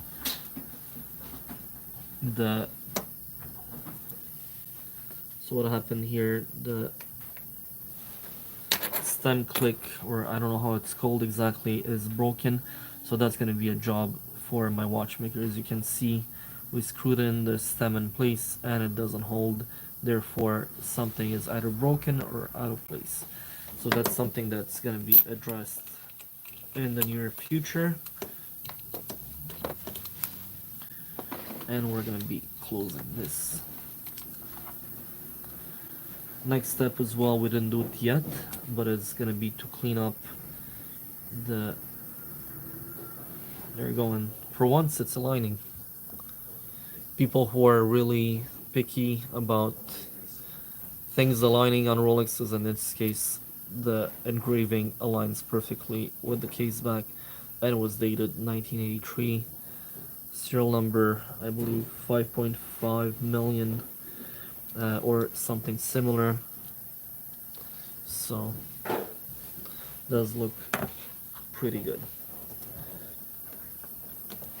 In this case the crystal is fitting really well.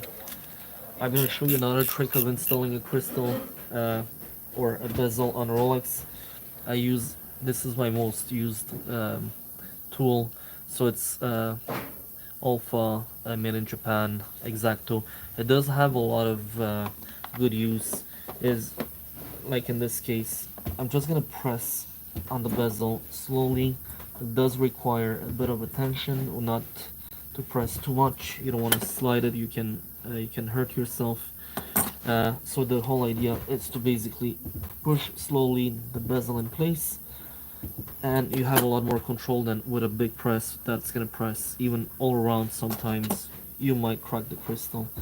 So as you can see, slowly it's gonna bring the whole crystal in place. Just taking a bit more time than a press, but it's also doable. I've been doing it for 10-15 years slowly. Like you see in this case, it's not gonna work all the way in. I'm gonna need the press to press it correctly. So the watch is fabulous.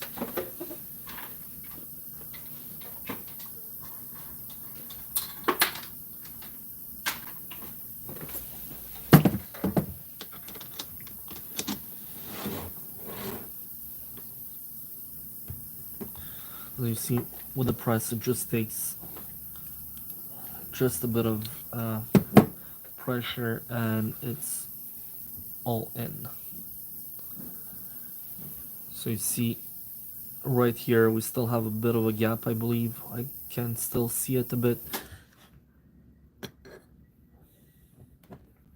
Just a bit more, and that's it. It's all the way in.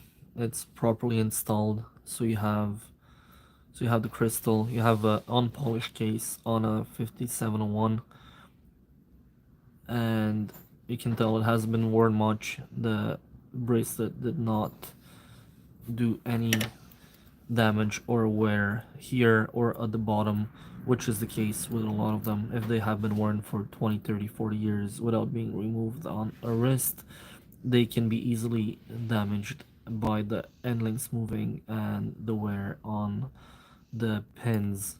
So because of the pins get wear, the end links start moving, they start hitting on the case back and forth, and then you're gonna have major wear where the stainless steel marking is, and where basically like you have the reference here, so you might have the reference that's almost erased, or the lumber that also is partially damaged or erased with time.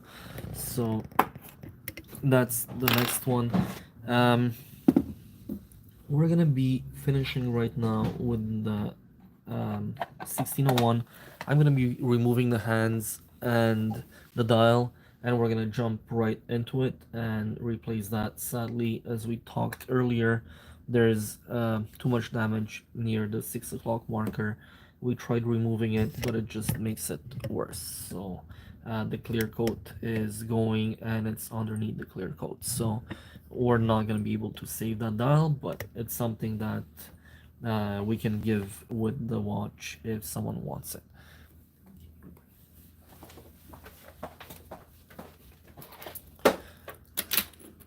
Also, we're gonna be cleaning the bracelet of the 5701, and as you can see, the 5701 hasn't been worn much. The clasp is super tight, and even though it's super dirty, I don't know how it got so dirty so fast, but this needs to be thoroughly cleaned up, and yeah, it just needs a very good cleaning. So if you guys have any questions of how we do this, you have different ways. We have an ultrasonic machine here that does the job for us, and about 70-80% of the job is done by the machine. But if you want to take some time, take a brush, use soap, Windex, nothing too aggressive, and just soak it in water for a while if you want to, and hot water, and then just brush it slowly with nothing too bad, as like you can use like those were brand new brushes that I gave even I tried the ultrasonic back then to clean those up, just to go into all the little corners and little angles of the bracelets. But ideally, just use your old toothbrush if you want, or a new toothbrush with a lot of soap, a lot of Windex. It's just gonna bring a lot of shine to the stainless steel, and it's gonna remove all of the undesirable dirt. So that's something that's super cool to do. So let me know if you have more questions about that, and I'll answer them, no problem. So the 1601, that's our next little yes, yeah. So the 5701 bracelet is going in the ultrasonic right now, and this case actually is the best one so far, surprisingly, compared to the 16013 from earlier, and the other Turnograph 1625 as well. So this one is gonna be pretty good to reassemble. Again, no gasket. We're gonna leave that to the watchmaker. We're just verifying that everything is there, that nothing is gonna be missing when we're gonna be reassembling this watch. Okay, so we do have the stem here that was broken. We're gonna reinstall a new stem, and 10 minutes? before all of that, 10 minutes? yeah, that's yeah. So we're gonna be removing the dial from the 1601. Sadly, again, we're talking about the doorknob dial, which is a bit more rare. But right here, you have two little dots, which are always gonna draw your attention to. If it's something like this dial, which is obviously a really cool tropical dial from the 90s. I didn't even check the reference number yet on this one. obviously this is a bit more desirable when you look at the watch, just because the patina is very even. But when you see one dot or one speckle of dirt or whatever that we cannot remove of the watch, sadly, it's not something that you want to see, and it's not something very desirable. So we're gonna start by removing the hands. It's a pretty easy process, which can turn a bit to a nightmare if you're not really careful with this. So we're gonna go slowly and show you what we're doing here. So I have my little trick. I don't like to use plastics. I don't want to use anything else. And I'm gonna remove, in this case, I'm gonna remove one by one the hands. So I'm gonna start with the second hand.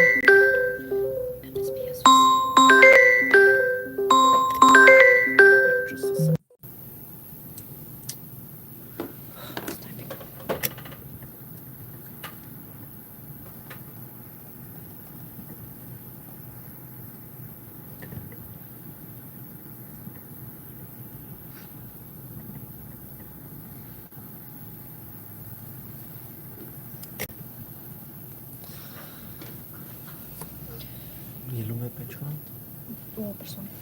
Okay.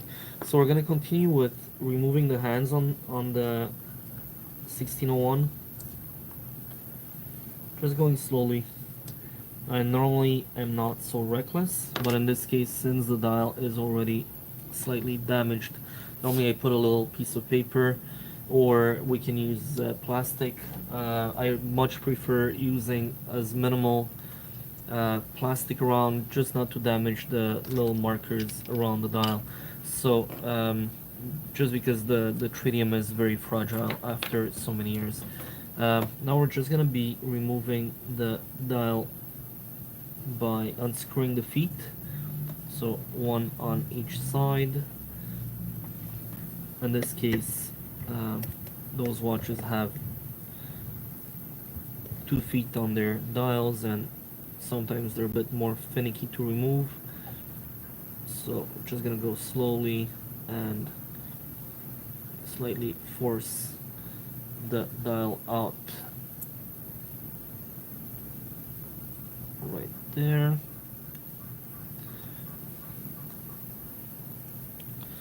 So just because this dial is sadly damaged, I just don't like the potential nice result.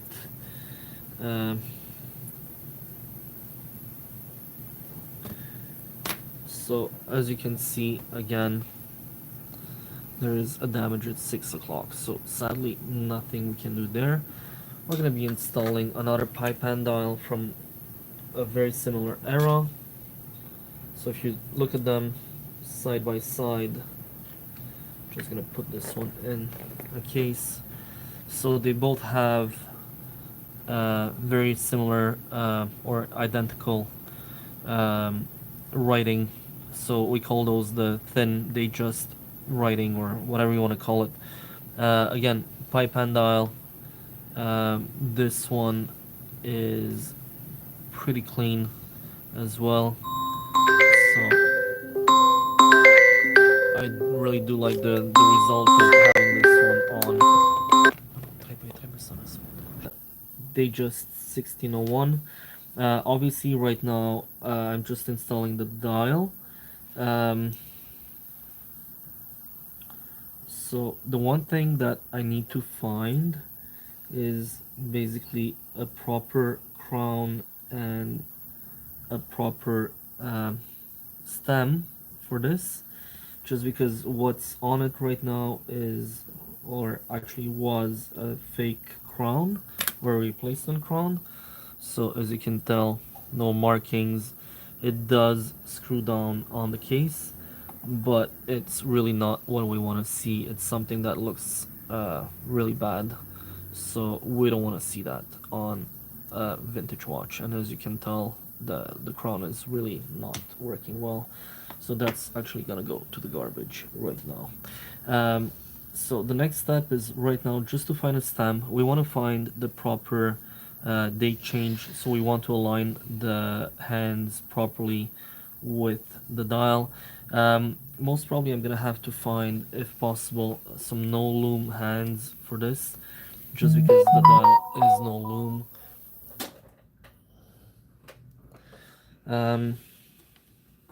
Yeah, so just give me a second and I will find the proper stem. Again, the stem was broken in the case, so we're gonna find something that does match and that does work properly for this 1570 caliber. If you want, we can stop it. Hmm? If you want, we can stop it and do it another time. Oh no, it's fine.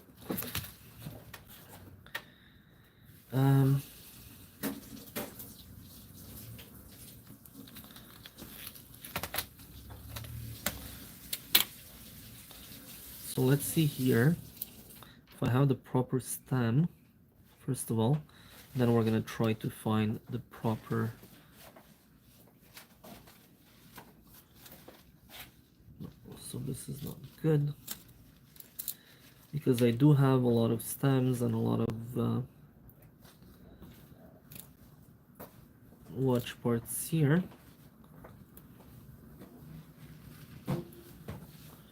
I think the first one was the good one.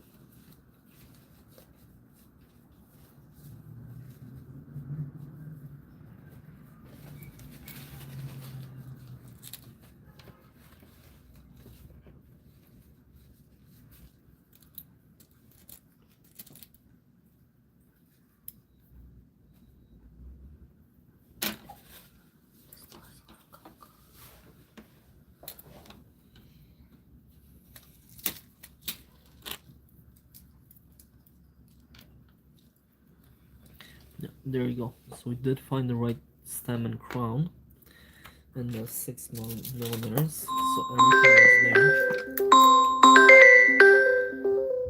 Sorry again, guys. Another friend calling me, so I'll talk to him later. So the first trial is to actually see if this is actually gonna fit on the watch. And sadly, from what I can tell, let's see here with the loop.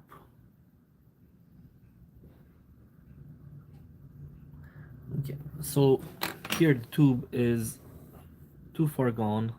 We cannot do anything with it, so we're gonna have to change the tube as well. What happens in those cases with the older tubes, we don't have, basically I have the tools, but they don't have notches.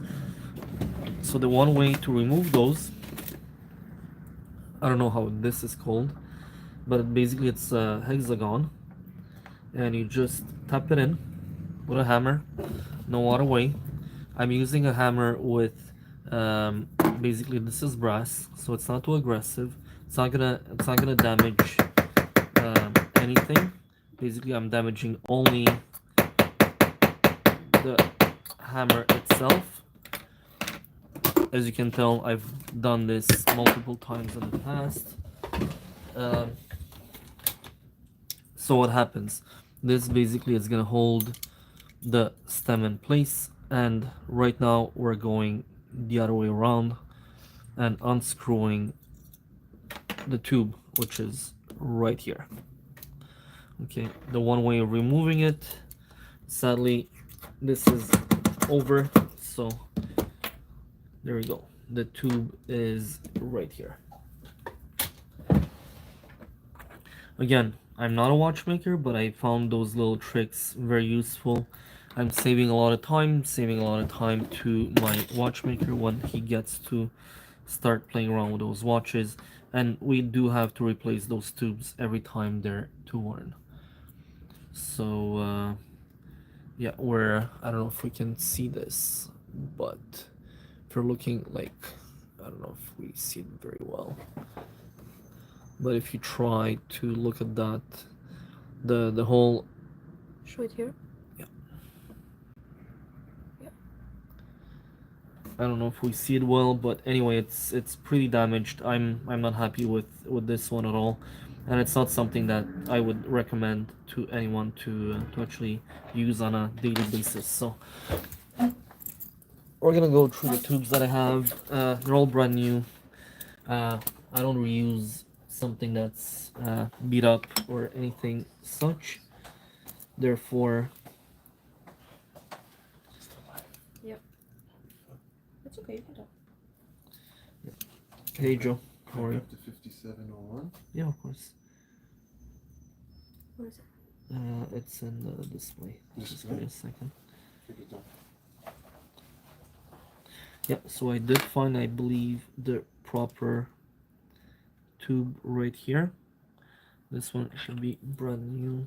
Yeah, this one is unused. So what I'm gonna do is I'm gonna install it. Just go a couple of threads, and then with the crown that's gonna go onto the watch, I'm gonna screw it all the way in. If this one is the right tube, which doesn't look like it is. So let me just see.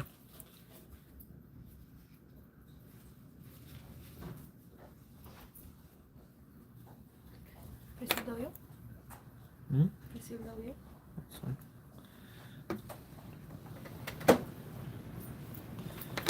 So basically here, I believe it's gonna work, but it's gonna take just a bit more effort to screw it all the way in. So the tube is, just because it's brand new, it's just taking a bit more energy to actually screw it in, and we're using the crown to do it, so this way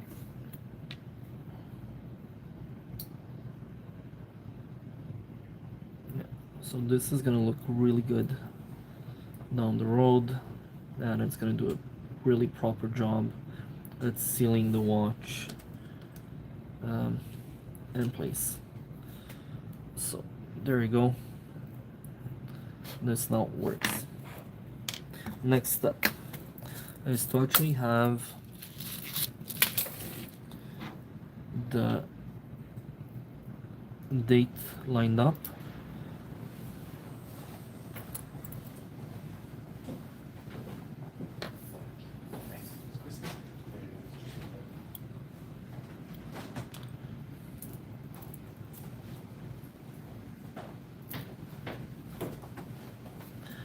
So now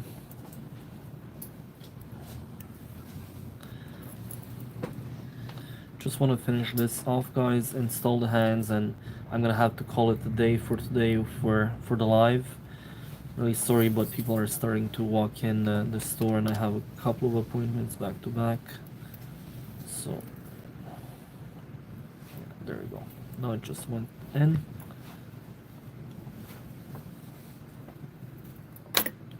Okay, so what happens? We're gonna try to find the date for, see, so it changed to 22, and now we're gonna go a bit slower and find, just because as you see it's not a hack movement, it's an earlier one, so we're gonna have to go pretty fast about this one, otherwise we're gonna be off by a few minutes with the date change. Then we're gonna just reassemble the watch. It's gonna take just a few minutes, and you see 23. So we know that right now with the hour hand, again, I don't like those hands, they're a bit too patinate for the watch, plus the dial is no loom, so I'm gonna have to try and find no loom hands for this particular one. Okay, so now that the hour hand is installed, we're just gonna see that it works again. The movement has not been serviced in a very long time, therefore it is turning a bit hard, and it should switch the date right here. As you see, we're right at the 24. We're gonna line up the